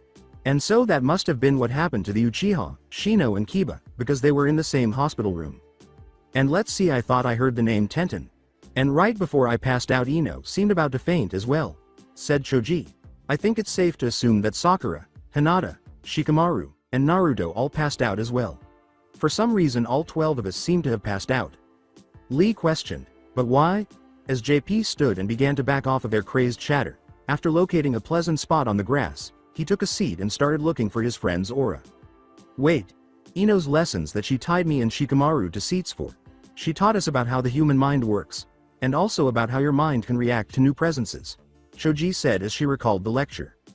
Ino took a proud look at her chart. So you see, the human mind is fragile. Most minds will reject intrusions. So if someone were to try and get into and bond to your mind, you would pass out, and if the other mind wins, it will bond to yours and you will share the mindscape, and other parts of your mind. Ino continued. Then she turned her attention back to the two boys and away from her chart. Gr Shikamaru, Nara, wake up right now, you lazy idiot. He questioned, is the torture over? With a naive smile, Ino remarked, oh, no, Shikamaru. Just because you fell asleep we will have to take an extra 3 hours to start over. Lee remarked, I see, so that is how it works. Alright, it worked, JP said, shouted. Choji inquired, what worked? I located my friends, they're spread through 10 other kids. JP said, as the other two flickered, she spoke. A voice boomed from behind them, ah ha ha ha ha ha. The voice said, we didn't expect you also to figure it out so quickly, again. Lee and Choji flickered once more. I know those voices, JP cried out. The first voice said, so you recognize us. The first voice then emerged from the bushes. A smaller beetleman. You should. We only were with you for about 6 months in the digital world. A few seconds later, a Matakabuterimon the size of a human emerged from the bushes. Hello guys. JP said, somewhat taken aback. Choji and Lee wavered. Beetleman said, somewhat immaturely, you are waking up, okay. Then we only wish to talk to JP for a while. Goodbye. After saying, feel free to exercise while I'm gone, Lee vanished. JP shuddered at the prospect of working out, but when his spirits gave him a serious look, he stopped. About 20 minutes after waking up, Zoe sat on the mattress. When she woke up, she met 2 girls, and by the time they were done with her, she wished she hadn't. Ino had made the decision to scream at her as loudly and strongly as he could. Tenten eventually dozed off while sitting on a comfortable mattress. She was terrified, on the verge of dozing off, and hardly trusted by the time she had responded to all of Ino's inquiries. It wasn't her day. Fortunately for her, the two vanished from Ino's mindscape after yelling for roughly 15 minutes. She finally stopped and made an effort to find her friends as she sat there berating Takuya for entering first and forcing the others to do the same because they were afraid of their leader. She discovered them all, unharmed, aside from. She screamed, "What the heck? They're all in 10 other people, but there's only 5 of them. How?" But was interrupted when a voice reverberated throughout the shopping center. "I know the mattress store is around here," someone said. Another voice said, "You're wrong, like always Kazimon, it's back there." "Wait, I know those voices, and Kazimon," said Zoe. Then she walked over to the door and looked around the corner. She squealed, "Kazimon, Zephyrman." Kazimon exclaimed, "Ah, there you are, Zoe. We've been looking for you." Zephyrman remarked, "You are one hard little human to find. We've been looking for almost 2 hours." That's when Zephyrman decided it was time to cut to the chase. After meeting Sakura, his fearsome inner Sakura, and Hinata, of course, Tommy was gazing at his ghost. He was glad to see them since they had just located him. After a long period of conversation, Korikakumon decided it was time for them to leave. "Tommy, there is a point in us having found you." Loman gave Kuchi a serious look. "You see, we need to talk about something. About this world." Koji gazed into his soul. "You see, this is a completely different dimension." Takuya was taken aback to be correct for once, and only after making a wild guess. When Kuchi died, his spirit and soul slipped through a gap in the dimensional barrier, according to Burning Greymon. "We could not do anything alone to find him. Your wishful thinking gave us the power we needed," said Agunimon. Zephyrman clarified, "To create a portal to this dimension. We met to try and reverse it to take you all home, all 6 of you," Kazimon concluded. Beetleman uttered the phrase sadly, "But we were unsuccessful." The explanation was taken up by Matakabuterimon, due to the fact that your minds bonded with 2 minds. Loman remarked, "And we can't detach you fully from 2 minds." Jaeger Loeman went on, "This setup with your mind being split between 2 minds. According to Kumamon, is permanent." Tears started to well up in Tommy's eyes. While Kumamon went to console their human, Korikakumon went on, "We will keep trying, but after another day we will not be able to detach you from these minds." Zoe's eyes started to well up with tears. Kazimon remarked, "And the gap in dimensions you came through is gone." Zephyrman went on, "Unless we find a new one within 24 hours. Burning Greymon said, "You will never be able to go home." A tear trickled down Takuya's cheek, and Agunimon sighed, "We apologize." Kendogaruruman remarked, "But this cannot be hidden from you." Lobomon said sadly, "There is no way to hide it." As Takuya sobbed, Agunimon and Burning Greymon observed and said, "But if you would like, we can create a mind link between you and your friends. Then you can talk to each other anytime you want." Takuya regained his composure and said, "All right. All of his spirits will use our power to create it. It will only take a second for them to say yes." Burning Greymon then instructed him to try it after saying, "Just think something to a specific person, or all of them, and see what happens." Soon after focusing, Takuya saw a projection of himself. "Hello, can anyone hear me?" "Hi," Takuya pondered the question. A projection of Koji emerged a few seconds later, and his voice echoed, "Hello? Is that you, Takuya?" The little sound of laughter reverberated into the conversation. "Of course it's him, only he could be that annoying." "Hey Tommy. So that you can hear us," Takuya said. Then the laughter of JP and the giggling of Zoe joined the sounds in their minds. "And I hear JP as well as Zoe." Zoe, still giggling, said, "Hi." "Hey," JP exclaimed. According to Kuchi, "Oh hello JP, Kuchi," Koji shouted joyfully. "Hey, friend," together, JP and Takuya uttered those words. Additionally, JP, Koji and Kuchi said together, "They say it's creepy when we talk at the same time." Tommy snorted and chuckled, saying, "Perhaps they are also twins," he said, trying not to cry anymore, and for the next 3 hours they discussed what had transpired. When Neji woke up, he heard the most bizarre conversation he had ever heard, not in his surroundings, but rather inside his head. "What? This can't be happening, unless what just happened wasn't a dream.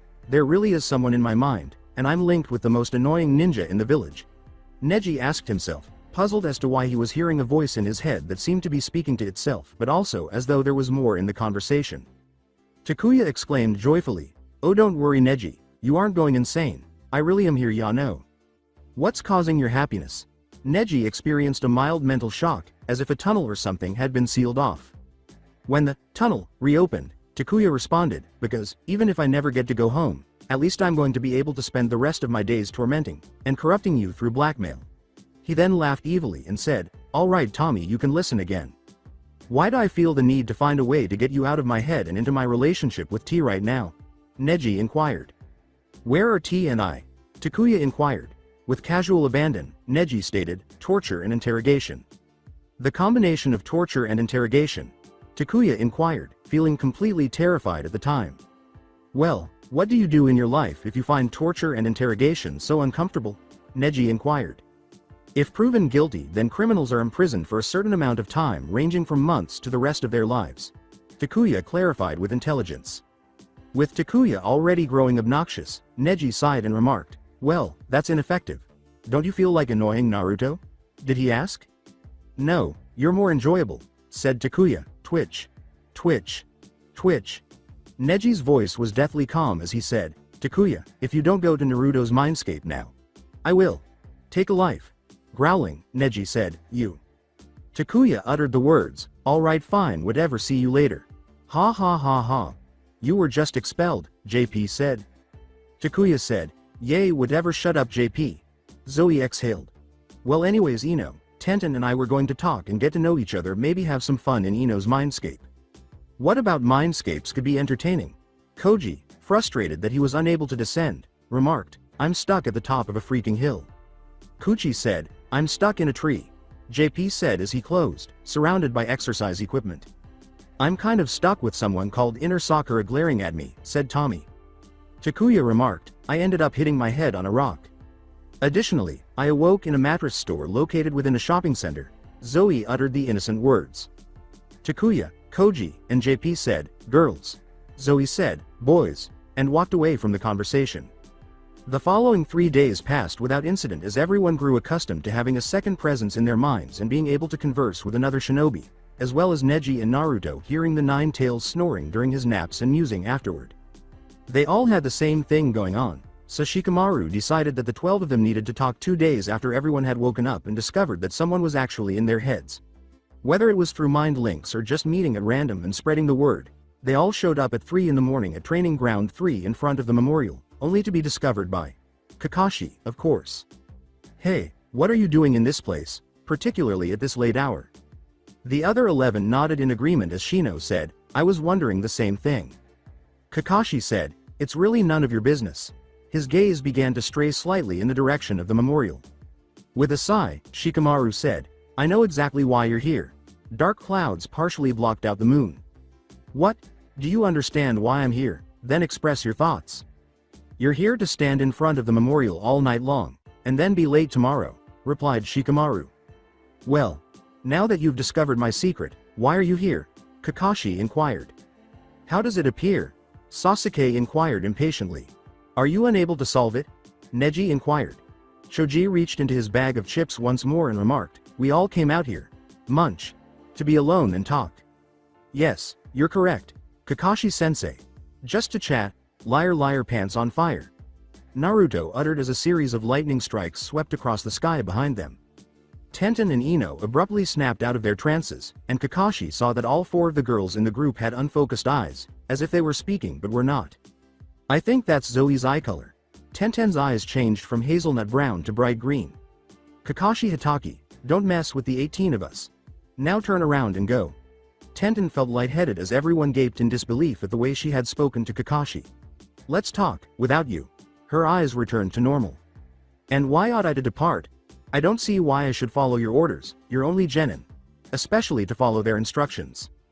There are a number of causes. Shall we give them all names? Asked Ino. 1. We could easily tell the Hokage where exactly to find you so you couldn't be late. Hinata took a deep breath, collected her courage, and spoke as loudly as her voice would permit. Everyone stared at her, unaware that her voice could be so loud. 2. You are 1, and we are 12. Internally, Sakura gave a pep talk. Maybe you're a higher rank than us, but I bet we could kick your butt together. 3. Neji deadpanned, if you have any dignity, you'll leave before Naruto gets mad and you realize how bald you look. After assessing his chances of surviving their attack, spying, and simply leaving and informing the Hokage, Kakashi made the decision to try to stay and, if that failed, spy before informing the Hokage of the situation. Look, I can tell that this is more than just a rivalry. Kakashi tried to at least act respectful by saying, please let me stay, and I'll see if I can help you out. This was difficult because they were all 1, younger than him and 2, of lower rank than him. What do you think? Having someone of a higher rank might be beneficial, but I'm still going to Ibiki to force him to demonstrate that this cannot be undone. Takuya is already playing on my nerves. Furthermore, when I'm at home, he purposefully makes me awkward. When I was holding something, it first caused my hand to open slightly, and not only that, he's gotten so good at controlling little movements, he speaks through my mouth instead of the mind link, since only me and Naruto can talk to him really. Neji yelled, clearly irritated, and not nearly as amused as the person in question. Or moving one of my feet wrong just to make me fall. Kakashi gave him a crazy look. Avoid venting in front of Kakashi, Neji. Sasuke remarked, we could all be judged incapable of managing the pressures of being ninja if he goes to the Hokage. Neji appeared somewhat remorseful. Well anyways. Shikamaru began. I think we should vote or something. If you don't want Kakashi to be here, I want 3 reasons why from everyone against it. He is too inquisitive. He was able to inform the Hokage that we are unsuited for any kind of mission. Shino, Kiba, and Ino each provided 3 arguments against Kakashi's stay, and Sasuke stated, and we could get thrown into the insane asylum because of him. However, Kakashi stayed because the yes votes outnumbered the no votes. Okay everyone, Shikamaru said, assuming command. I want to start by asking who came because of a voice in your head and a bothersome shinobi who you might or might not know talking. Good, we're all on the same page. He yawned. Shut up, Kiba. Everyone raised their hands. No matter how exhausted I am, you go to Akamaru. 3 o'clock in the morning. Even Koji is sleeping. Kakashi gazed at them all as if they were crazy. Not that I'm suggesting they aren't. Then he closed his eyes and tried to sleep, but Akamaru growled and approached slowly. Alright, so go on and say how it's affected you. Shikamaru said, and when he began to gnaw his ponytail, he woke up immediately. What the heck was that for? He shouted. Koji was awakened by Akamaru's mental yell, to teach you to listen, and not be a pain in the butt to drag home. Kiba and even Koji laughed until their stomachs hurt. With some of the others supporting one of them, Shikamaru and Akamaru engaged in a glaring contest. The dog won, and Kakashi watched them, rapidly becoming terrified that they were all crazy. Well anyway, start by telling everyone who you have in mind, Shikamaru sighed. According to Tenten, Zoe and Ino, according to Choji, Lee and JP. Neji said, Takuya and Naruto. Hinata whispered, just loud enough to be heard, Sakura and Tommy. Sasuke said grimly, Shino and Kuchi, Koji and Kiba Akamaru. As the storm gradually moved to the west, they all fell silent, but they could hear crickets chirping and distant thunder booming. All right, they said. Everyone moaned, but Kakashi, Neji, Lee, and Tenten were the only ones who didn't mind. Shikamaru's whining was worse than Naruto's ramen fixation. 1. I hear Kiba, Akamaru, and this kid named Koji in my head. Secondly, they all snore. Together, the 3 of them have the ability to transform the entire village into a semi-hazardous, infested area. I also have something to say. Neji said, drawing everyone's attention to himself as he untied his headband and pulled it away. In the meantime, his Baikugan searched the area for anyone who might get him in trouble for one of his recent developments, but he found none. What? However, how? Though relieved, Hinata wanted to know how the caged bird seal was changed to a much more aristocratic looking and appropriate mark. What? I don't understand, Sasuke uttered. You see, there are 2 parts in the Hyuga clan, Neji explained. The branch family as well as the main family. For centuries, the main house has employed a clandestine ninjutsu. The caged bird seal is the name given to it. It was gone when I looked in the mirror this morning, distorted into a new shape. Neji said calmly and coolly, and from what Takuya's told me, it's now the mark of some kind of warrior from his world. Oh, and flames keep appearing around me whenever I get extremely angry. Kakashi looked at Neji and made the decision that he would never, ever set foot on Neji's bad side. I haven't had any liquids to drink in the past 30 hours. The water in the cup freezes every time I reach for it, Sakura remarked impatiently. Have you considered visiting a hospital? Yes, they tried an IV. But the water they attempted to pump in froze before even getting all the way through the tube. I've been considering it, Sakura, and I believe it could be my ability to control ice. The child selected to bear the ice warriors was me. After hours of trying to figure it out, Tommy reported, and I was able to keep their power in check before, but I think that you might have some kind of ice affinity or something. Either way, the power of my spirits is going haywire. Sakura began, ice affinity, it couldn't possibly be. What could it possibly be? Kakashi inquired. Oh, nothing at all. Don't even remember that I said anything. She successfully persuaded everyone except Hinata to put the topic out of their minds for the time being. Neji's a boring know-it-all that never stops complaining about how me and Takuya snore, and how we shouldn't be plotting stuff. Naruto was upset. What sort of stuff do you have planned? Kakashi inquired, returning to the topic at hand. Well, I'm not required to respond to you. Naruto uttered those words. He's been planning on dying. Neji sighed, and Naruto rushed to him, slapping his hand over his mouth. They continued for another 2 hours or so until the sky lit up directly above them and it started to rain, but for some reason, all of the rain that fell within 10 feet of Sakura turned to hail. As they made their way through the dark forest, Shikamaru and Kiba both glowed a little, and Lee and Choji were sparking and getting struck by several lightning strikes, but they were unaffected. Oh, and it was mentioned that Neji and Naruto were human heaters. Of course, everyone was awake and watching out their windows, and most people thought their eyes were going. Nevertheless, despite being long, odd, and exhausting, the night was very educational and fruitful. In front of the academy, Sakura approached her other 2 teammates and said, "Hey Sakura, are you ready?" Naruto inquired. "Yes. Come on, let's do this," Sasuke remarked. "You do realize you were late." Then, noticing that Naruto and Sasuke were not glaring at each other for once, Sakura said, "I'm sorry, I guess I just got sidetracked talking to Tommy and Hinata about something." "Well Tommy, isn't this a new development?" Sakura thought as she started to walk with the rest of her group, but stopped when she felt a strange mask-like thing on the academy. "Guys, I feel something strange." They looked at her.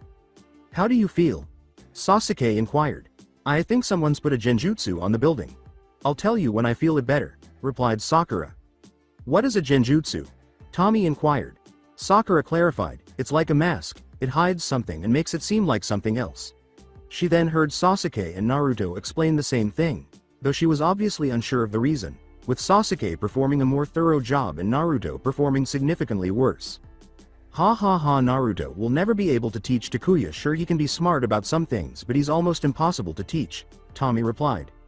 Sakura said, "Oh, so that's why he's getting so frustrated with explaining it," and the 3 of them started to ascend the stairs.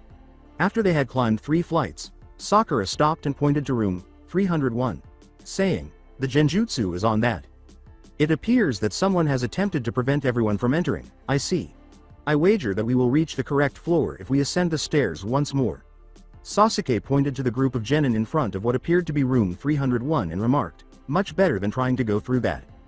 "Neji is here," Naruto said, pointing at a still sour Neji. He was still upset about having his hair sheared off like it was Neji. Neji hardly moved his head as Naruto screamed, a vein already pulsing on his forehead, and cinders were visible on everyone's faces. "Will you please stop talking? Over the past 3 days, I've heard your voice far too often," Neji remarked. Takuya said, "Oh come on Neji, he's just trying to help." Neji questioned him, "And how in the world can Naruto help me?" Naruto's voice chirped, "Because there's a genjutsu on the door that makes it look like the 3rd floor, even though this is the 2nd floor." "Really?" inquired Neji. "Yes," Naruto told him, "so gather your team and come with me, Sakura and Sasuke." Neji then stood silently, told his teammates what he had planned, and the 6 of them went upstairs. "Maybe we ought to alert the other squads?" Lee inquired. Neji stated, "I think we should only warn Leaf Genin." Sakura expressed Tommy's sentiments when she said, "I think it would be more fair to help everyone down there." When they reached the 3rd floor, Naruto remarked, "I wouldn't care for something with hardly any competition. My name is Rock Lee, and I think you're Sakura, correct?" Lee abruptly asked Sakura. "Well yay, but be my girlfriend, please. I'll give my life to keep you safe." Lee uttered those words. "I'm not impressed," was Sakura's expression. "Definitely not," she said. Lee had a dejected expression on his face. "Why?" "Because you're a weirdo." Hinata's gentle voice added, "But Sakura, he asked you so nicely, you should at least go on a date with him." "Oh, Sakura, give it a try." Tommy said, "You might even discover he's really nice." Hinata concurred. Sakura said, "All right, I'll take you out on a date. She does, in fact, have a heart. Furthermore, it's not entirely over," Naruto exclaimed in awe. "What were you saying?" Sakura shouted as the temperature in the room literally dropped by 20 degrees. "It's wonderful that you have a heart," Naruto uttered or inquired. "Run, Naruto, run," Takuya said, but it was too late. Sakura, who was purple and shivering, had already frozen everything around them except blood, leaving Naruto with a huge lump on his head. "It hurts." A girl just beat you up, Takuya roared with laughter as he spoke. Neji also started laughing softly, saying, Takuya, stop talking, Naruto said, blushing. In an attempt to persuade Takuya to behave, Neji thought, oh, and by the way, I think I'm going to let you in on my little plan. What would that be, too? Takuya inquired. Ibiki can help me figure you out, and show that I'm not completely insane. Neji thought to himself, if you haven't already driven me to complete insanity after this exam, I'm going to him. Why? You mean the man you mentioned to me, T&I's leader? Takuya inquired. Everyone except Naruto, who could hear the entire conversation, gave him a weird look when Neji said, exactly. You're going to pay for this, you little brat, Neji thought. I understand, Takuya said naively, almost excitedly. Well anyways there are 2 more Leaf Genin teams, replied Sasuke. So if you're going to warn everyone tell them before they get there. Sakura said, hey, Hinata. If you think you're on the 3rd floor, you're actually on the 2nd. Please warn everyone waiting there if you haven't already passed that. Oh, okay. Hinata's quiet voice could be heard in the distance. Hinata and her team is going to warn everyone downstairs.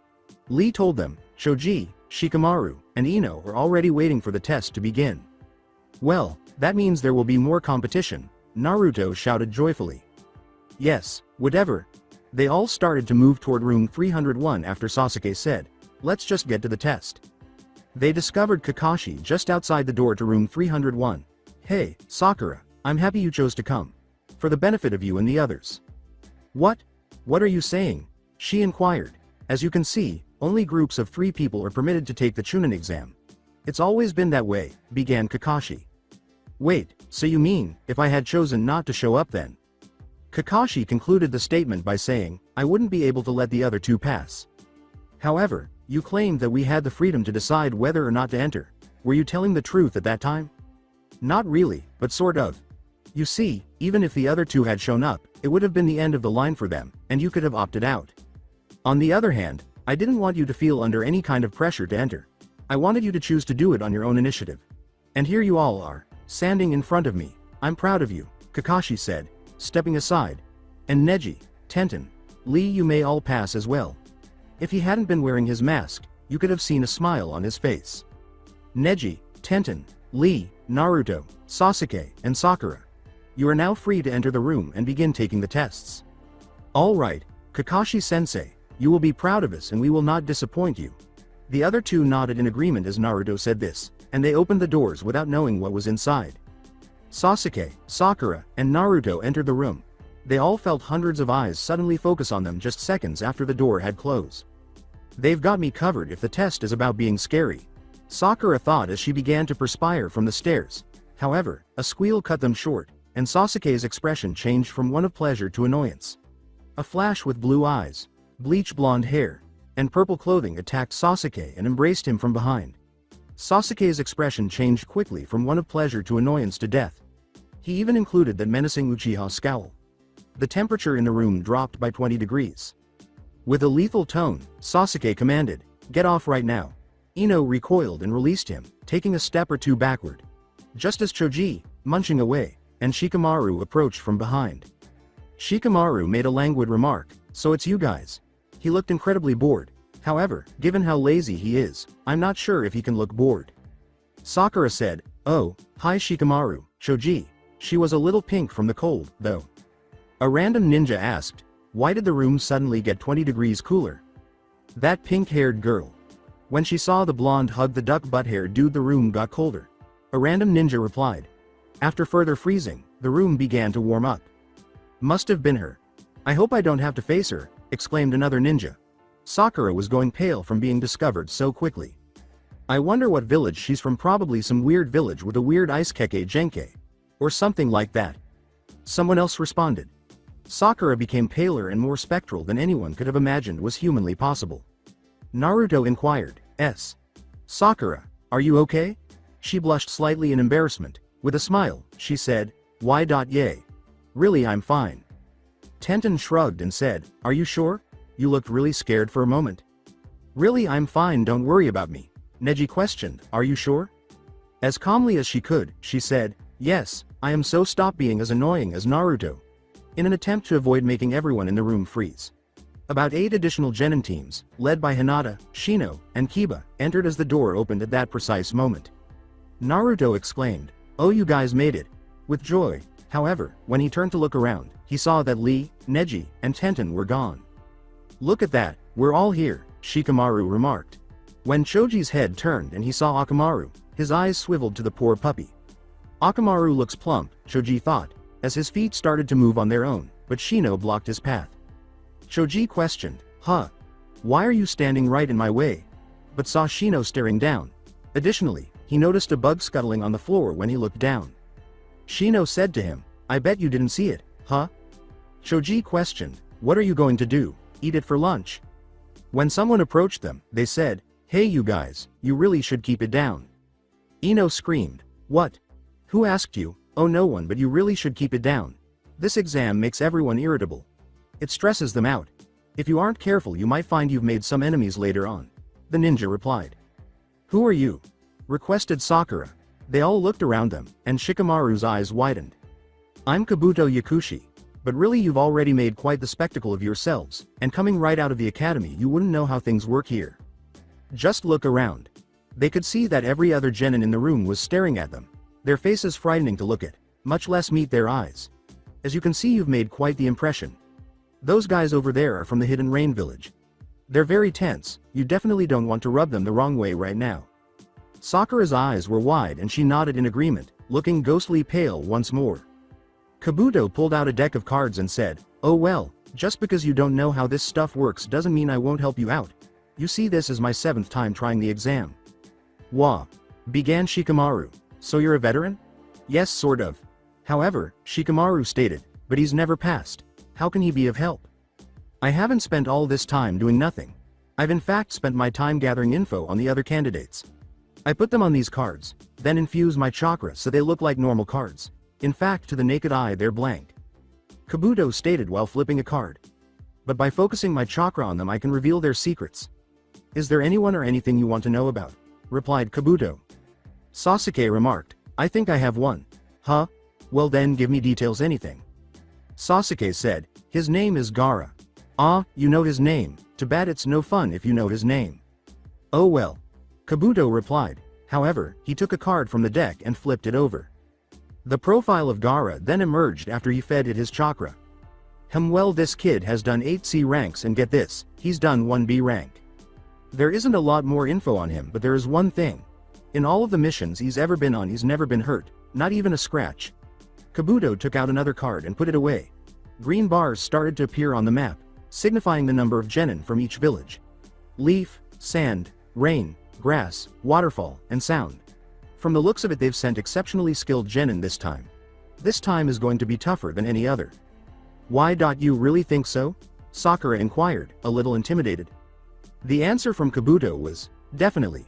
But don't worry, you seem to have some ice affinity that might be useful. If, of course, you can teach yourself to use it with attacks." Sakura's gaze widened. The temperature in the room dropped once more. "But then again, that temper of yours is probably hot enough to freeze someone solid," Ino teasingly said, not to mention her billboard brow. Everyone looked at the group once more and exclaimed, "You leave my FORHEAD out of this." Neji, Tenten, and Lee, on the other hand, were relieved to have left the group as quickly as possible. Kakashi was contemplating the other day as he stood outside of room 301. Flashback. Iruka shouted, "I won't go along with this. They may be in your care now, Kakashi, but I know these kids. I trained them." Walking forward, Guy remarked, "You know Kakashi, he may be right. I held my team back for a year so that they could hone their skills and get better to be ready. You ought to let them enjoy their youth." "Hey, your concern is touching, but are you sure you aren't just worried that your team doesn't stand a chance against mine?"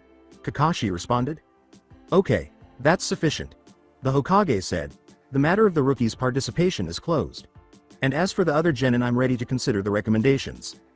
Kakashi said, "Believe me, I know what I'm doing." The flashbacks end. Then there was shouting, and he could clearly hear voices that sounded gratingly familiar. "I just wish I was that confident now. I wonder how they're doing. Even the cockiest one must be a little scared." Leaning against the door, Kakashi grinned beneath his mask and declared, "I'm Naruto Uzumaki and I'm gonna beat every last one of you." From the rear of the room came a crashing sound. Neji, Tenten, and Lee are all in awe. Then Ino screamed at him. "What is he trying to do?" get us all killed. I should have known. He's not smart enough to be scared, said Sakura. Hey, tell your boyfriend to keep his big fat trap shut, Ino screamed. Sakura exclaimed, who's boyfriend? As the room's walls started to frost. Ino retorted, oh that's right, you can't get one cause of that big forhead. Naruto exclaimed, I feel a lot better yep. I'm back in the room. It's almost 5 degrees now. Sakura screamed, you idiot, while trying to choke Naruto.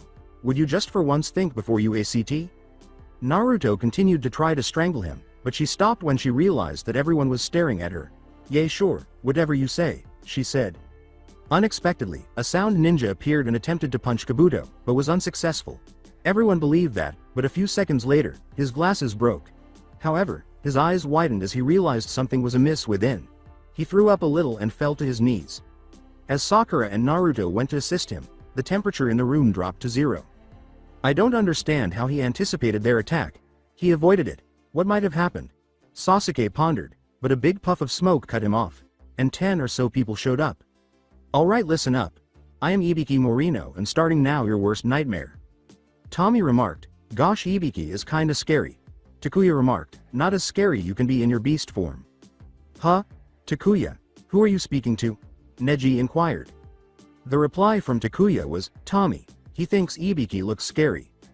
You are aware that I will be seeing him following this exam, aren't you? Neji inquired. That's the Ibiki you were referring to, right? Neji thought to him, yes. How much time does this test typically take? Well, I'm not sure. Wow, the no.it.all is ignorant. Naruto's voice echoed. Neji acknowledged, well, I haven't taken this exam yet. You sound like a ninja at first. What are you attempting to accomplish? Be eliminated before the test even starts? One of them said, sorry, we're new to this and a little tense, that's all. This will only be said once. There won't be any fighting. You will never attack or try to attack someone without your proctor's consent, and even then, it is strictly forbidden to use force. The mere thought of fighting will land you in hot water. And believe me, you don't want to cause me any trouble. I want you to turn in your paperwork now if everyone is prepared.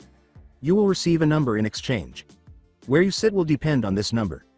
The written exam will then start. W. Written exam. No, absolutely not a written test. Sakura was mistaken. Naruto is intelligent enough to write tests and frighten both herself and Sasuke.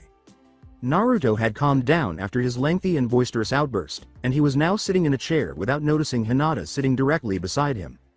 Hinata stumbled, Naruto I just wanted to say gee, good luck. Oh, I'm grateful. He grinned and remarked, wow, that's strange, I didn't even see her. It seems like she's there, but she's not really there. Dude, listen up. From the front of the room, Ibiki shouted, now, there are some rules you need to know.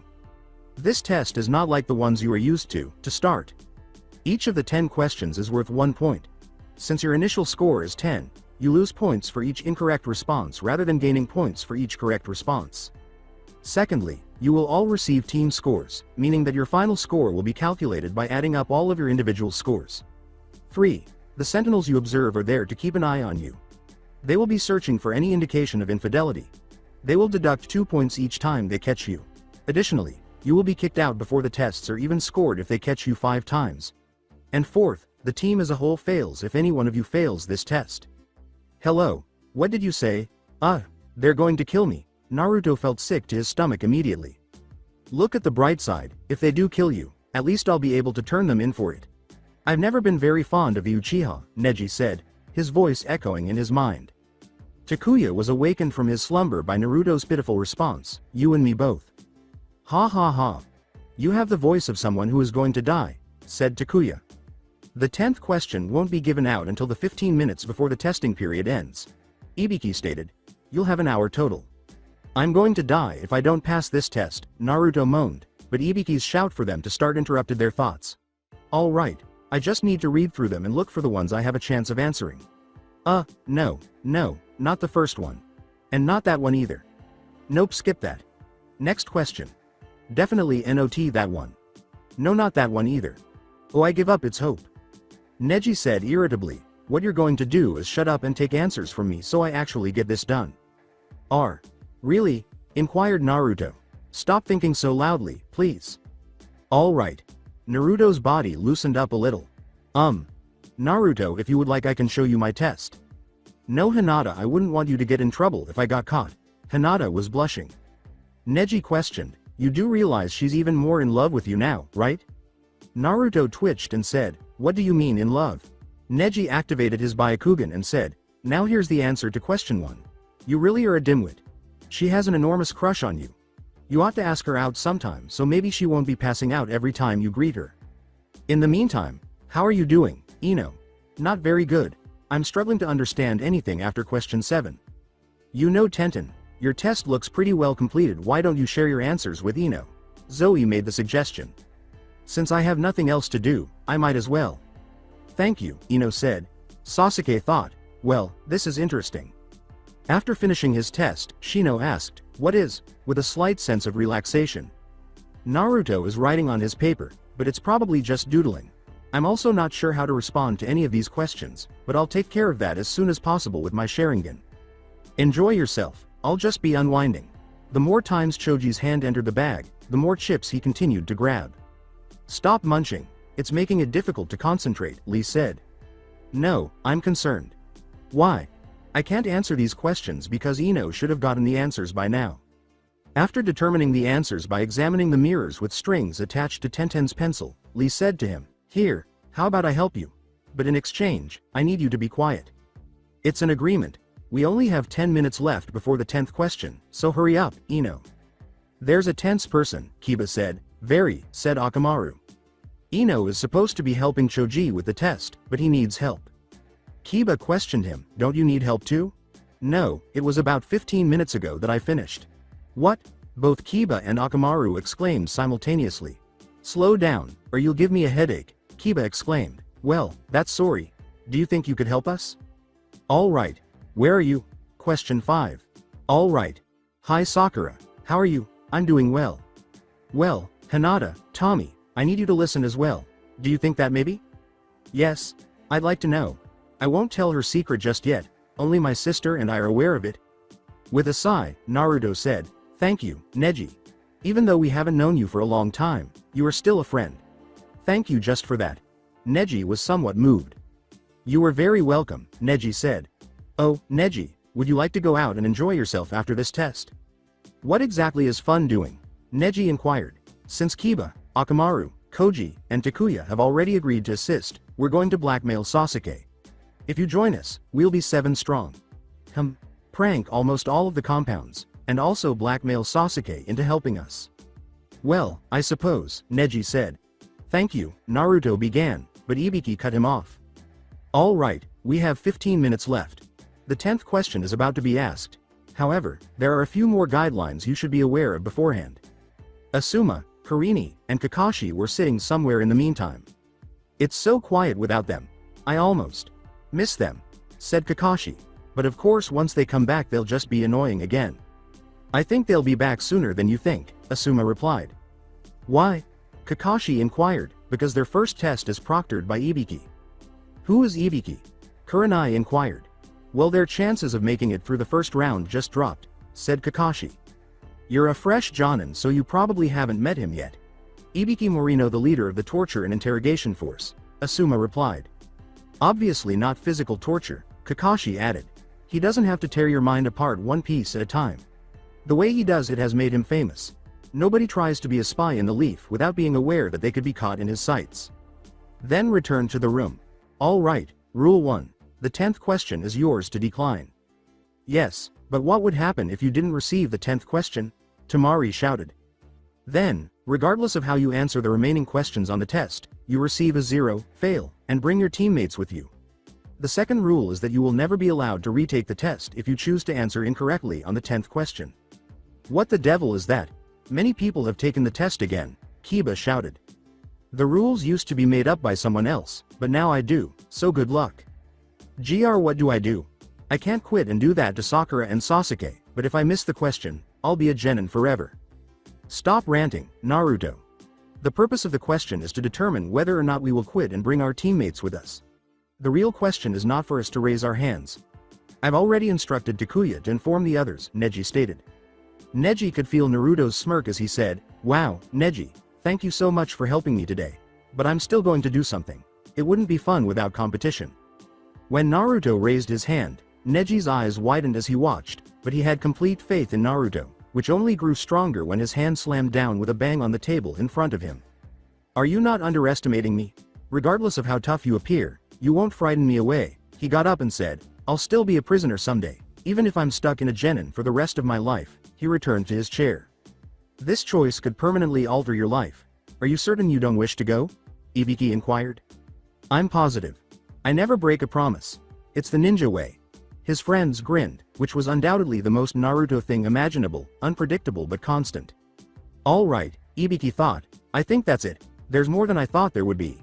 He then turned to face the remaining proctors, who all nodded and smiled at him. Now that everyone who shouldn't be here is gone, there's only one thing left to tell you. You pass, he said. What do you mean that we pass? Wait. What happened here? Screamed Sakura. You see, there was no 10th question. Well, not one on paper, Ibiki said with a broad smile. Wait, does that imply that the first 9 were pointless? Tamari insisted. No, they were equally significant. Ibiki clarified, you see, they were to test your abilities to gather information in the worst circumstances. Well, that explains everything, Tamari remarked mockingly. As you can see, I wanted to test you not only as individuals but also as a team to see how you dealt with the reality that everything you did or didn't do affected all 3 of you. Most of you have probably noticed that the purpose of the first 9 questions was to incite cheating. You were more cautious because you were out after I got caught 5 times. Because sometimes being caught or misinformed is worse than cheating at all. He said, removing his bandana or headband to reveal a head with multiple injuries. Misinformation can cause the death of comrades, the loss of villages, and even get you yourself killed. Okay. But I still don't get the 10th question thing, Tamari replied. You don't, as a Chunin, you will have to make difficult choices, and the 10th question was the test's main focus. Putting you in a situation where you could either leave and take your team with you was the goal of the 10th question. Or 2. Remain and choose the more difficult route. This was the point. Would you put yourself first and destroy your friends' chances? Or, even if it means becoming Chunin, you could consider your friends and keep them from being disqualified. Having said that, I now announce that the Chunin exam's first test is finished. Ibiki smiled as she said this, but then a person in a ball swooped through the window, swiftly hung a banner with 2 kunai to conceal herself, and she stood in front of it. The woman's grin, which was frighteningly sadistic, changed to a frown as Ibiki's head emerged from behind the banner. Once again she jumped the gun and came crashing in. And of course now I have to replace the window. Ibiki sighed and said, Anko, you're early. Again, he finished aloud. I happen to be right on time, Anko said, twitching in frustration. Humph, childishly, she turned her head away and crossed her arms. Sakura thought, oh great, it's another nutcase, while Anko was standing in front of the banner. Your test is becoming very simple, Ibiki. Take a look at how many there are. Clearly unimpressed, Anko said, all right, maggots. Up until now, you've had it easy, but I won't be kind to you. Your proctor for the second section of the test is me, Anko Mitarashi. Follow me now. The words, Anko, as I said you're early, came from Ibiki. I'm right on time, you're just late, but I guess I'll wait till tomorrow. I'll tell your squad leaders where you are to meet me tomorrow. Anko blushed a little as the early facts set in. Dismissed, Anko shouted. Sakura, Sasuke, and Naruto were standing in front of Training Ground 44, which was surrounded by a tall metal fence that contained the forest area. Hello everybody. You are currently standing in front of Training Ground number 44, also known as the Forest of Death. Anko grinned statistically, and he said, and soon you're gonna find out why. Almost everyone shuddered. Naruto started acting foolishly once more. You're going to discover why they call it the Forest of Death. I can handle anything. Believe it, he said in a girlish, high-pitched, squeaky voice. Wow, what a tough guy. Tough guys like you usually end up leaving their blood all over this forest. Can you handle it? Anko threw a kunai, cutting Naruto's cheek, and then she reappeared behind him. She asked, but as someone approached from behind, she quickly realized it was a grass nin simply giving her another kunai. This lady is making me feel uneasy, Naruto remarked to Neji. Well, he said, then stop attracting attention to yourself. Yes, pay attention to Neji, Takuya said in an obnoxious tone. Grass nin, thank you. However, if you wish to die young, I only advise you to stand this close to me, she said, returning her kunai. I meant you no harm, I just got a little excited, that's all. Well, I now know the identities of 2 more eerie individuals. Yay, Takuya's comment made Neji laugh. With a sigh of relief, Anko moved away from Naruto and said, "It looks like everyone is eager and prepared for this to be enjoyable." With yet another sly grin, Anko said, "Now, I need you to read this over and then complete these forms before we move forward. These are consent forms in case you pass away at this point. If not, I would be held accountable for your deaths." She chuckled and said, "All right, pass these out." Anko handed Naruto the stack of papers, and he took one and gave it to the next ninja. "Now, let me tell you a little about the terrain. The forest has rivers and a tower in the center. There are 44 locked entrance gates in the middle of the forest, exactly 10 kilometers from the tower. The test's full explanation is fairly straightforward. Anything goes battle for these." She produced 2 scrolls, referring to them as the Heaven Scroll and the Earth Scroll. "The 2 of them?" someone inquired. All 12 of the rookies thought at once, "Well, there's a duh statement. One of each. 13 of the 26 teams will attempt to obtain the Heaven Scroll, while the other half will attempt to obtain the Earth Scroll. How do we pass, then?" Sasuke inquired. Zoe remarked, "Gosh, she's sadistic." Tenten and Ino both said, "Yeah," simultaneously. "You have to get one of each scroll and get to the tower in the middle. You have a time limit of 5 days. After that, even if you do get there, you fail." "What?" exclaimed Ino. Anko shrugged and remarked, "I never said it would be easy. It's definitely harder than Ibiki's test." Shoji screamed, What are we gonna do for food?" "Yay, I agree, food is important," JP stated. Speaking in a rainbow, unicorn, daisy, and sunny.day voice, Anko said, "Oh, you don't have to worry about that. There's plenty to feed all of you in this forest, plants and animals, bugs, even a few fruits." "Yes, that is true, but she happened to leave out a few little details," Kabuto replied. "Yay, like what?" inquired Naruto. Delivering Koji's message, Takuya said, "Koji says to shut up before you get the creepy lady on you again." "Such as," started Kabuto. "The man eating bugs, snakes, tigers, and other hungry things. Not to mention the poisonous plants and all-out anything-goes survival test like this. There is always something waiting around the corner that is ready to strike and kill." "True. But that's why I have these consent forms," she excitedly exclaimed, smiling and holding up the remaining forms. "Most of you won't be able to handle it." Shikamaru sighed languidly after saying, "I have a question?" "Yay, can we quit?" She laughed after saying, "Can you quit a battle?" "No. Well, I guess you could. But you'd probably end up dead." Koji added, "You know, Shikamaru, I have to agree. Now there are a few rules. First, if not all of your team can make it to the tower, you all fail. Second, if someone on your team is incapacitated, or unable to continue, then you fail. And last, do not open the scrolls, no matter what," said Anko. Naruto questioned, "What if they happen to fly open or something?" "Idiot," Neji remarked, "because they wouldn't just happen to fly open, the proctor would know that you opened it." Anko said with a statistically significant smile, "You don't want to know. Now I need each of you to do the consent forms, then once all 3 of you are done, turn them in and you will receive your scroll. Then find a gate and you will be let in once everyone is in place. Oh, and one more thing. Just don't die," Anko called out. Koji remarked or pondered, "Wow, she's so sadistic and worried about these guys dying." "I agree. But I must say I'm worried about them too. This test sounds really dangerous," said Zoe.